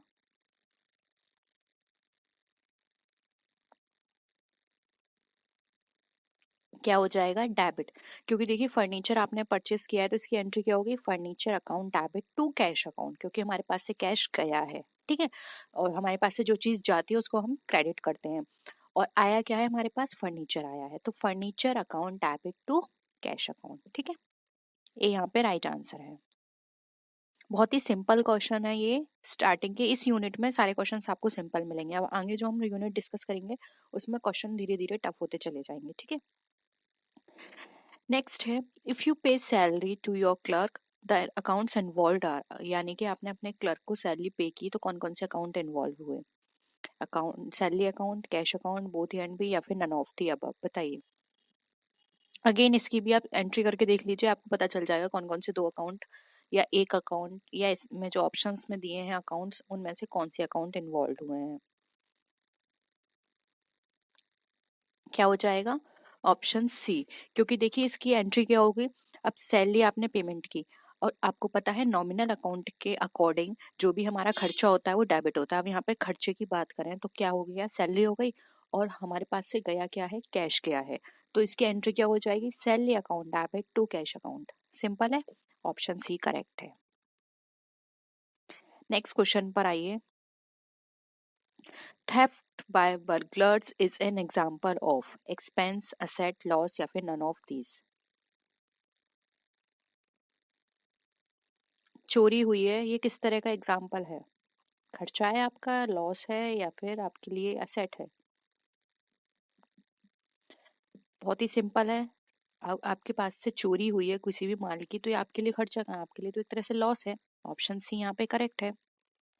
आज के क्वेश्चन सारे सिंपल है ना, आपके पूरे पूरे मार्क्स आने चाहिए, आज के क्वेश्चन से एक भी खराब नहीं होना चाहिए। नेक्स्ट है, acquiring trademark is an example हो, यानी कि आपने किसी ट्रेडमार्क को एक्वायर किया, वो आपके लिए क्या है, एक्सपेंस है, असेट है, लॉस है, या फिर नन ऑफ दीज है। अगेन ये भी वेरी सिंपल क्वेश्चन है।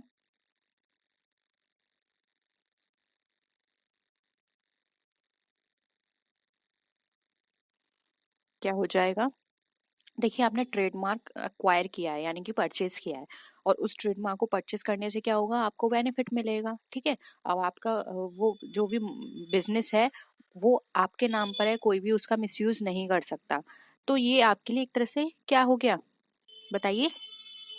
ये आपके लिए यहाँ पर कहलाएगा असेट, आपके लिए असेट की तरह काम करेगा। ठीक है, तो ऑप्शन बी यहाँ पे राइट आंसर है, आपके लिए एक असेट है। अब आपका ट्रेडमार्क, आपका प्रोडक्ट, अब जो भी प्रोडक्ट है या बिजनेस जो है उसको एक मार्क मिल गया है, अब आपका प्रोडक्ट की जो वैल्यू है वो भी बढ़ गई है। ठीक है, ऑप्शन बी यहाँ पे राइट आंसर हो जाएगा, असेट। नेक्स्ट क्वेश्चन देखिए, a set of accounts is called rules, account books, procedures, laser.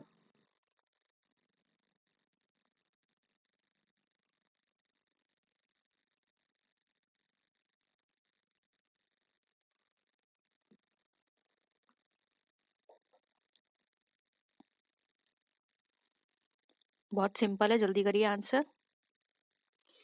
वो कहलाएगा हमारा लेजर, क्योंकि आपको पता है लेजर में हमारे बहुत सारी बुक्स ओपन की जाती हैं, जैसे कि cash book, purchase book, sales return, purchase return, discount, सबकी बुक्स अलग अलग प्रिपेयर की जाती है, यानी जो भी एंट्रीज आपने करी हैं, जो भी ट्रांजेक्शन्स हुए हैं, उसमें जो भी अकाउंट ओपन हुए हैं, सबकी सेपरेट बुक प्रिपेयर की जाती है लेजर के अंदर। तो यहाँ पर क्या हो जाएगा, अ set of accounts is called laser. ठीक है, तो ऑप्शन बी यहाँ पे राइट सॉरी डी यहाँ पे राइट आंसर है। नेक्स्ट क्वेश्चन है, both journal and ledger are the important books used under. Journal और लेजर जो इम्पोर्टेंट बुक्स हैं किस में यूज की जाती है? Double entry system, single entry system, accrual system या फिर नन ऑफ दीज?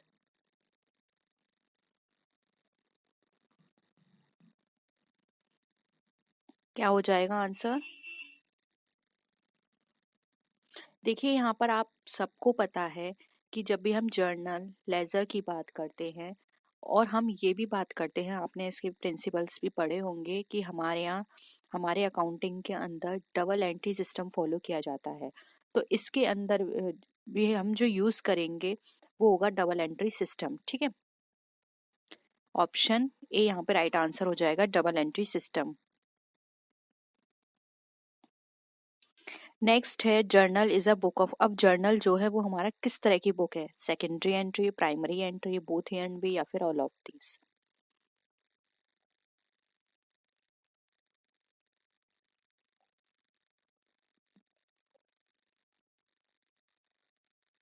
क्या होगा? देखिए जर्नल की बात करें तो जर्नल हमारे लिए क्या है? एक प्राइमरी एंट्री है, क्योंकि आप सबको पता है जब भी हम अकाउंटिंग की बात करते हैं, रिकॉर्डिंग की बात करते हैं, तो सबसे पहले हम अपने ट्रांजेक्शन्स जहाँ रिकॉर्ड करते हैं वो होता है जर्नल। ठीक है, तो जर्नल क्या है? प्राइमरी एंट्री है, उससे पहले एंट्री कहीं नहीं होती, सबसे पहले जर्नल में ही होती है, इसलिए यहाँ पर ऑप्शन बी राइट आंसर हो जाएगा, प्राइमरी एंट्री। नेक्स्ट क्वेश्चन पर आइए। Cash book records only one aspect of transaction. अब कैश बुक जो है वो रिकॉर्ड करती है केवल एक एस्पेक्ट ऑफ ट्रांजेक्शन्स को, वो क्या है? क्रेडिट है, कैश है, बोथ ए एंड बी या फिर नन ऑफ दीज?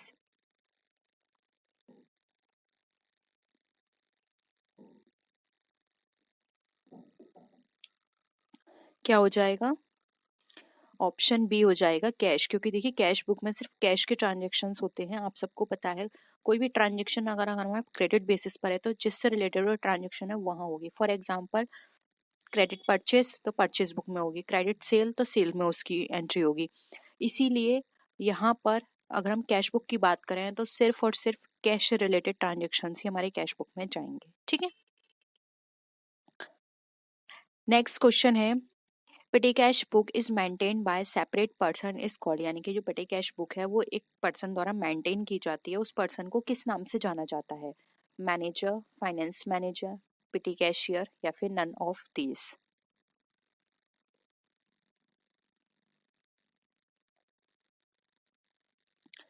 बहुत सिंपल है, उसको बोलते हैं पेटी कैशियर। ठीक है, नेक्स्ट क्वेश्चन है journal. Journal is also known as journal proper, journal accounts, journal ledger या फिर जर्नल बुक?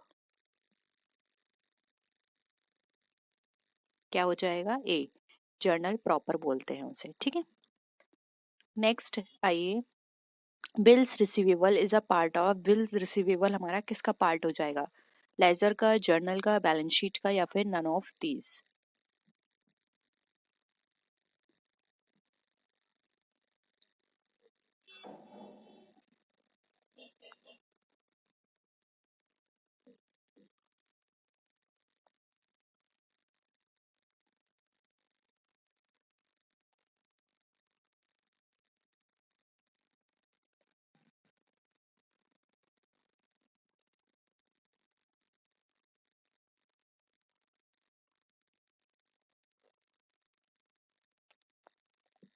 देखिए यहाँ पे ऑप्शन के अकॉर्डिंग बात करें, लेजर, जर्नल, बैलेंस शीट या नन ऑफ दीज, तो राइट आंसर हो जाएगा डी, बिल रिसीवेबल हमारा इसमें से किसी का भी पार्ट नहीं है। आप मुझे कमेंट सेक्शन में बताइएगा ये किसका पार्ट है। ठीक है, नेक्स्ट आते हैं। Preparation of trial balance helps in locating errors of commission, clerical error, errors of principle, none of these? बताइए क्या होगा इसका आंसर?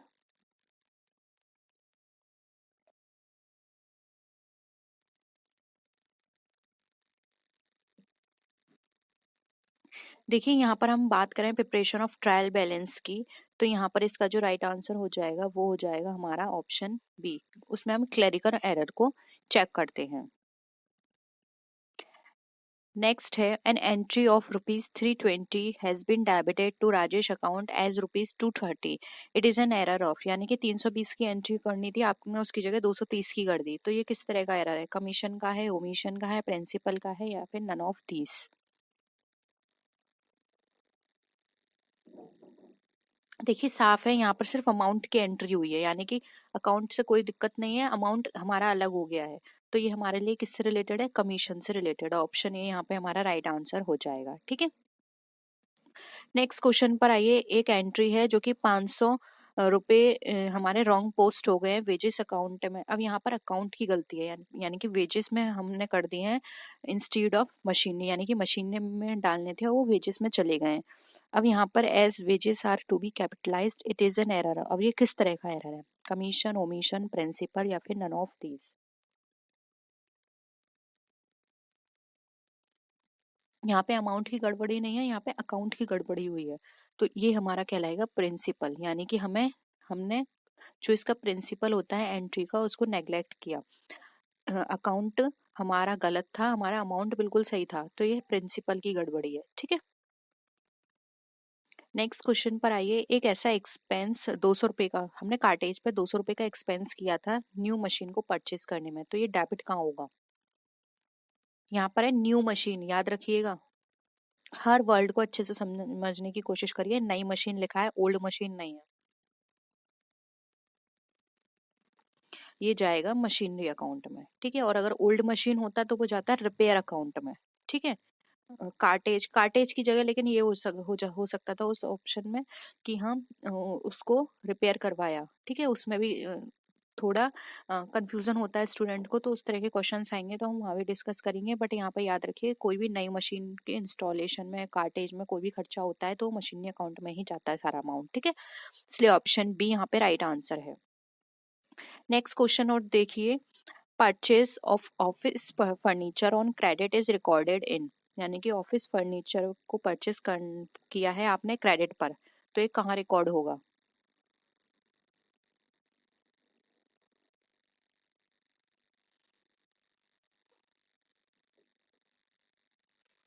ये कहाँ रिकॉर्ड होगा,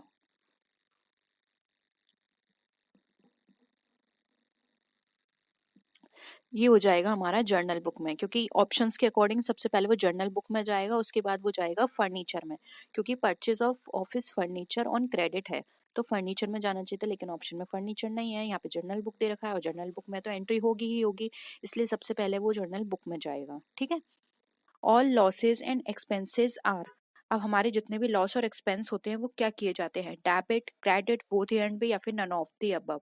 बहुत ही सिंपल क्वेश्चन है, आंसर करिए, क्या होगा यहाँ पर आपका आंसर। देखिए मैंने यहाँ पर टाइप्स ऑफ अकाउंट्स की भी वीडियो डिस्कस की थी। टाइप्स ऑफ अकाउंट्स में आपको पता चल गया होगा कौन कौन से अकाउंट्स होते हैं, उनका ट्रीटमेंट क्या होता है, तो उसके बेसिस पर भी आप इसका आंसर कर सकते हैं कि जितने भी हमारे लॉस और एक्सपेंसेस हैं वो क्या होंगे। क्या हो जाएगा आंसर, देखिए जितने भी लॉस और एक्सपेंस होते हैं वो हमारे डेबिट किए जाते हैं, और जितने भी प्रॉफिट्स गेन्स होते हैं वो हमारे, या इनकम की बात करें, वो क्रेडिट होंगे। ठीक है, नेक्स्ट क्वेश्चन पर आइए। विच item is shown on the debit side of a trial balance, बताइए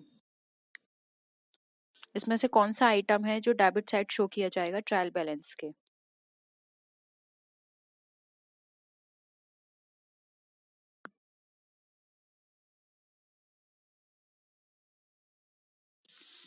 देखिए डेबिट साइड की बात करें ट्रायल बैलेंस की, तो सी ऑप्शन हो जाएगा प्रीपेड एक्सपेंसेस, क्योंकि ये हमारे लिए क्या है, असेट है, जबकि परचेस रिटर्न और रेंट आउटस्टैंडिंग हमारे लिए क्या हो जाएगी, लाइबिलिटी है हमारे लिए।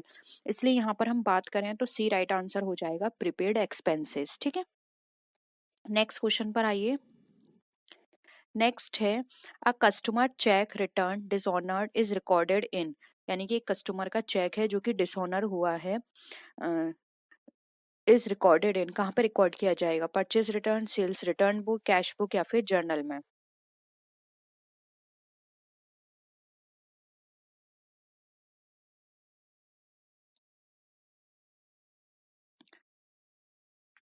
देखिए जब हमने चेक दिया था तो हमने क्या एंट्री करी होगी, जब हम चेक देते हैं तो यानी कि हमारा इतना अमाउंट कैश का कम हो गया, अब यानी कि वो डिसऑनर हो गया है तो यानी कि वो कम नहीं हुआ है उतना अमाउंट हमारा, तो यहाँ पर हमारा क्या हो जाएगा, हम जो कैश में इसकी एंट्री थी पहले वाली, अब हम इसको दोबारा से करेंगे लेकिन रिवर्स में करेंगे, इसलिए कैश बुक यहाँ पे राइट आंसर हो जाएगा, क्योंकि अब कैश पे कोई इफेक्ट नहीं पड़ा, क्योंकि हमारा तो जो हमने चेक दिया था वो तो हमारा वापस हो गया है। ठीक है, तो ऑप्शन सी राइट आंसर हो जाएगा। नेक्स्ट क्वेश्चन पर आइए।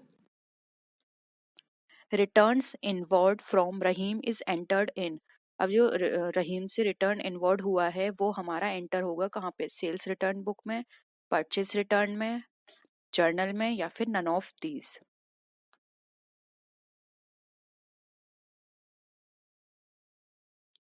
रहीम से वापस आया तो क्या चीज वापस आएगी, जो हमने सेल करी होगी, तो सेल्स रिटर्न हो गया, इसलिए ऑप्शन ए यहाँ पे राइट आंसर हो जाएगा। ठीक है, नेक्स्ट क्वेश्चन पर आइए।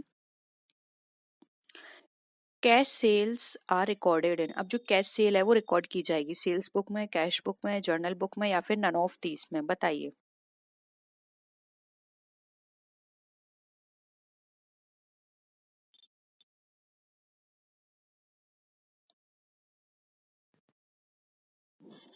देखिए कैश सेल की बात की जा रही है तो सिंपल है, कैश बुक में रिकॉर्ड किया जाएगा। ठीक है, नेक्स्ट क्वेश्चन है return goods to Bajaj and company is recorded in, यानी कि बजाज एंड कंपनी को आपने माल वापस कर दिया, ये कहाँ किया जाएगा, यानी कि आपने कौन सा माल वापस किया होगा। परचेज रिटर्न बुक में एंट्री होगी, जर्नल में होगी, सेल्स रिटर्न बुक, या फिर नन ऑफ दिस। ये सारे क्वेश्चंस बहुत सिंपल है, बस एक छोटा सा यहाँ पर बेसिक रूल है वो आपको बस माइंड में लेना है और ये सारे क्वेश्चन सॉल्व हो जाएंगे। बस छोटी सी चीज है, उसके बेसिस पर ही आप ये सारे क्वेश्चंस कर सकते हैं, बहुत इजी हैं और इस तरह के क्वेश्चंस आपके एग्जाम में बहुत पूछे जाएंगे। देखिए आप किसी को भी माल वापस कब करेंगे, जो आपने उससे खरीदा होगा तभी आप उसको वापस करेंगे, उसमें कुछ डैमेज है, कोई भी डिफेक्टिव पीस है तो आप उसको वापस करेंगे, यानी कि परचेज रिटर्न करेंगे आप। ठीक है, ऑप्शन ए राइट आंसर हो जाएगा, इसका रिकॉर्ड परचेज रिटर्न बुक में होगा। ठीक है, नेक्स्ट क्वेश्चन पर आइए। Sales on account is recorded in,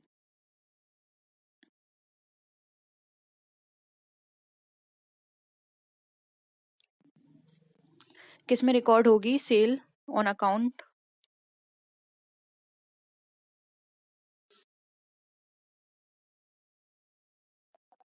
sales book में होगी। ठीक है, नेक्स्ट क्वेश्चन पर आइए। देखिए यहाँ पे हमारा क्वेश्चन है machinery purchased on account is recorded in, यानी कि मशीनरी परचेज किया, इसका रिकॉर्ड कहाँ होगा, परचेज बुक में, कैश बुक में, जर्नल में, या फिर नन ऑफ दी अबव में। देखिए यहाँ पे परचेज आपने क्या किया, मशीन साफ इंडिकेट कर रहा है मशीन परचेज किया है, यानी कि मशीन ने अकाउंट तो यहाँ दिया नहीं है और इसकी एक जर्नल एंट्री तो होनी ही होनी है, इसलिए यहाँ पे आंसर हो जाएगा सी। लेकिन इसकी जगह अगर हमारी मशीन ने अकाउंट भी दिया होता तो आंसर आपका होता मशीन ने अकाउंट। ठीक है, नेक्स्ट है in a business net asset on 1 January are ₹6,000 and on 31 January ₹7,500, if withdrawals by owner during January are ₹1,000, the net income for January is, बताइए। ऑप्शंस है हमारे ₹1,500, ₹2,500, ₹5,000, सॉरी 500 और नन ऑफ दीज, बताइए।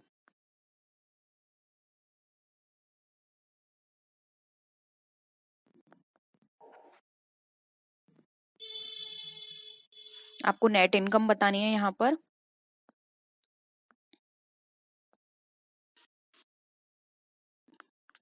2 minute का time दे रही हूँ, आप जल्दी से सॉल्व करिए, बहुत ही सिंपल है।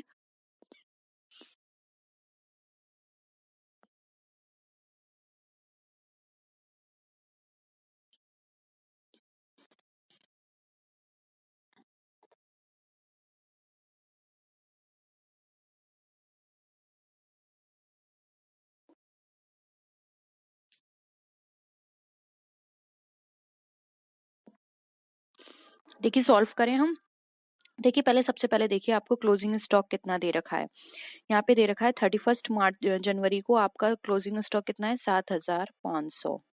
ठीक है, और यहाँ पर आपको ओपनिंग असेट कितनी दे रखी है, 6,000 की आपकी असेट है स्टार्टिंग ईयर में, और उसके बाद आपकी क्या हुई है नेट इनकम या फिर विड्रॉल भी बोल सकते हैं, ये आपका हुआ है 1,000 रुपए का।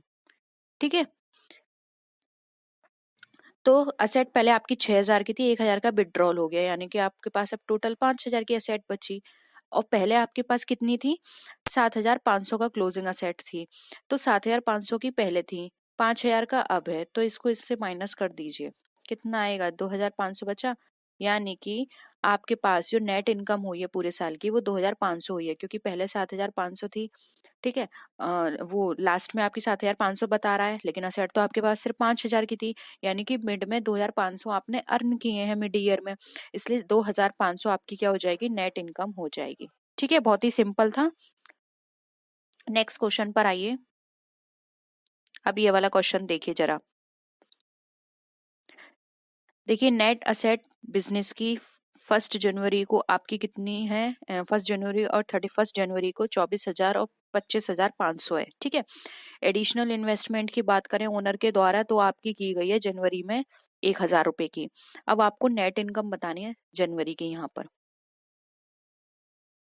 पहले आप ट्राई करिए, आंसर निकालने की कोशिश करिए, उसके बाद मैं सॉल्व करूंगी। ठीक है, पहले आप कोशिश करिए।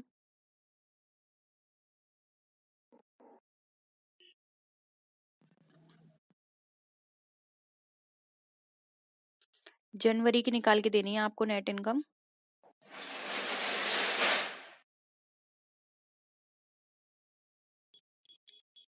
क्या होगी आपकी जनवरी की?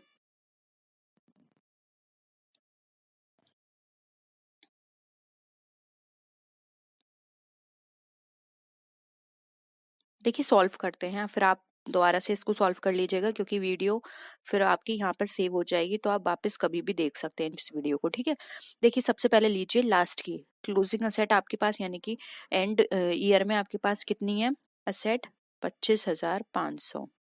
ठीक है, उसके बाद आपकी ओपनिंग असेट कितनी बता रहा है, 24,000 की। ठीक है, अब 24,000 की है, इसके बाद एडिशनल आपने इन्वेस्टमेंट 1,000 का कर दिया, तो ये कितना हो गया एडिशनल इन्वेस्टमेंट, टोटल आप इसमें ऐड करेंगे तो ये कितना हो जाएगा, 25,000। यानी कि टोटल इन्वेस्टमेंट कितना हो गया आपका, 25,000 का है टोटल। ठीक है, और अब लेकिन ये लास्ट में तो 25,500 दिखा रहा है, तो बहुत ही सिंपल है, इसमें 25,000 को आप माइनस कर दीजिए, यानी कि नेट इनकम आपकी कितनी हुई है, 500 की हुई है, क्योंकि आपके पास 25,000 तो हैं, लेकिन लास्ट में 500 और एक्स्ट्रा दिखा रहा है, यानी कि वो एक्स्ट्रा अमाउंट क्या शो कर रहा है आपका, आपकी जनवरी की इनकम शो कर रहा है। ठीक है, तो यहाँ पे 500 रुपये राइट आंसर हो जाएगा। आई होप यहाँ तक आपको क्लियर है, सिंपल क्वेश्चन था, थोड़ा घुमा फिरा के दे देते हैं क्वेश्चन, और वैसे इसी तरह के क्वेश्चंस आएंगे अगर आए तो, क्योंकि ऐसा पैटर्न रहता है एग्जाम में कि एक बार वो बिल्कुल भी न्यूमेरिकल नहीं देते, एक बार बहुत सारे दे देते हैं, जिससे कि स्टूडेंट को लगता है यार पिछली बार नहीं आए थे तो इस बार भी नहीं आएंगे। तो आपको छोटे छोटे न्यूमेरिकल्स की भी प्रैक्टिस करनी है और साथ में थ्योरी की भी, लेकिन थ्योरी की ज्यादा कीजिएगा, थ्योरी पे ज्यादा कॉन्सेंट्रेट करते हैं वो लोग। ठीक है, नेक्स्ट है, in accounting sources are dash equal to their uses. Sources equal होते हैं यूसेस के, ओकेजनली, नेवर, नॉट ऑलवेज या ऑलवेज।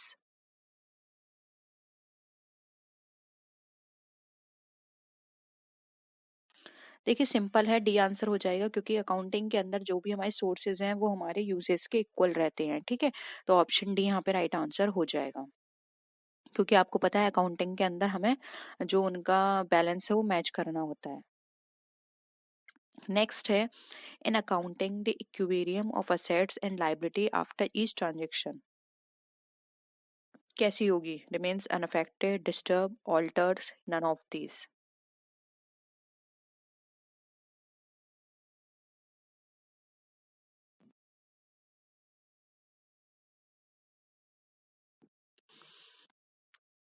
क्या होगा आंसर, देखिए ए हो जाएगा, रिमेन्स अनअफेक्टेड। अब ये क्यों होगी, देखिए समझिए, आपने अगर असेट परचेस की है, ठीक है, तो आपकी कहीं ना कहीं कैपिटल कम हुई होगी, या फिर कहीं ना कहीं आपकी लायबिलिटी बढ़ी होगी।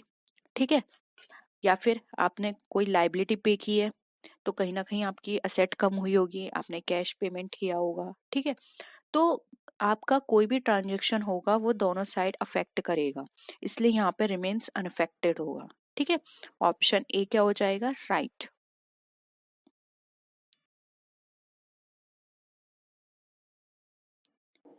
नेक्स्ट क्वेश्चन पर आइए। बैंक ओवरड्राफ्ट अकाउंट इज, अब आपको बताना है बैंक ओवरड्राफ्ट जो है वो किस तरह के नेचर का अकाउंट है, real account, nominal account, non real account, personal account.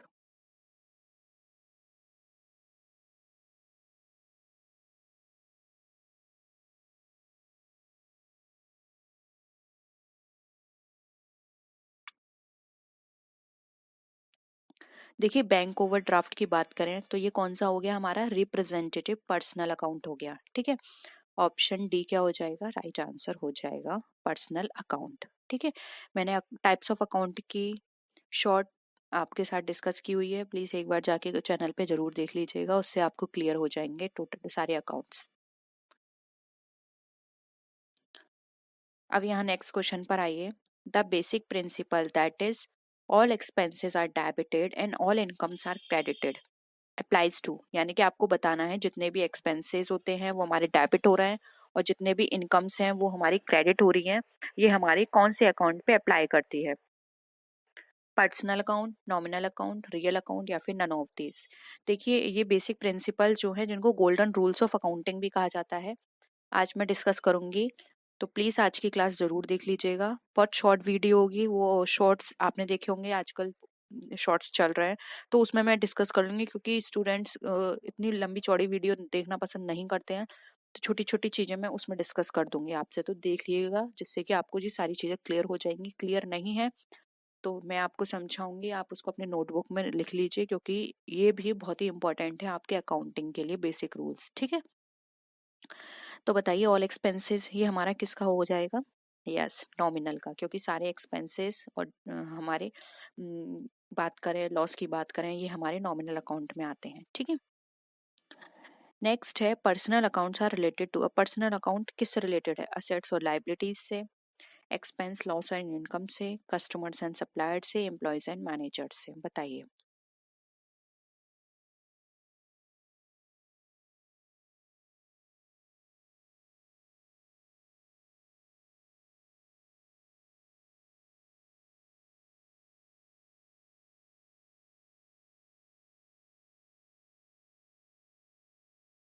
बताइए, इस क्वेश्चन को मैं आपको होमवर्क के लिए दूं, ठीक है, ये आपका होमवर्क है, इसको आपको बताना है, ठीक है। नहीं तो मैं आंसर कमेंट सेक्शन में लिख दूंगी, वहां पर आप देख लीजिएगा, लेकिन पहले आप कोशिश करिएगा इस क्वेश्चन का आंसर आपको करना है, ठीक है। Messrs Hari and sons accounts is related to the capital account, the personal account, the firm's account, the real account, कौन सा अकाउंट है ये। देखिए यहाँ पर हम एक कंपनी के नेम की बात कर रहे हैं, तो इसका जो अकाउंट होगा वो पर्सनल होगा, क्योंकि ये यहाँ पर हमारे लिए क्या हो जाएगा, ग्रुप ऑफ पर्सन्स, ठीक है। तो ये हमारे लिए कौन सा हो गया, आर्टिफिशियल पर्सनल अकाउंट हो गया, ठीक है। ऑप्शन बी राइट आंसर है। नेक्स्ट है which of the following is the nominal account, अब इसमें से कौन सा हमारा नॉमिनल अकाउंट है, गुडविल, ट्रेडमार्क, कॉपीराइट या रेंट। देखिए नॉमिनल अकाउंट में क्या आते हैं, लॉट्स, एक्सपेंस, रेंट हमारे लिए एक्सपेंस है, जबकि गुडविल, ट्रेडमार्क, कॉपीराइट ये सब क्या है, हमारे रियल अकाउंट के एग्जाम्पल्स हैं, रियल अकाउंट का पार्ट है, ठीक है। नेक्स्ट आइए, interest paid on debentures is a capital expense, direct expense, fixed expense, non operating expense.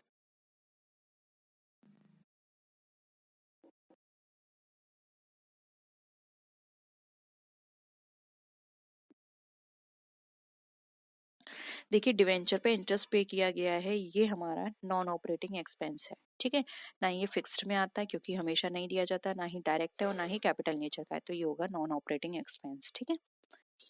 Next है which of the following item is included in owners equity, owners equity में कौन से item include किए जाएंगे, provision for taxation, provision for replacement of assets, depreciation provision या फिर declared dividend, बताइए।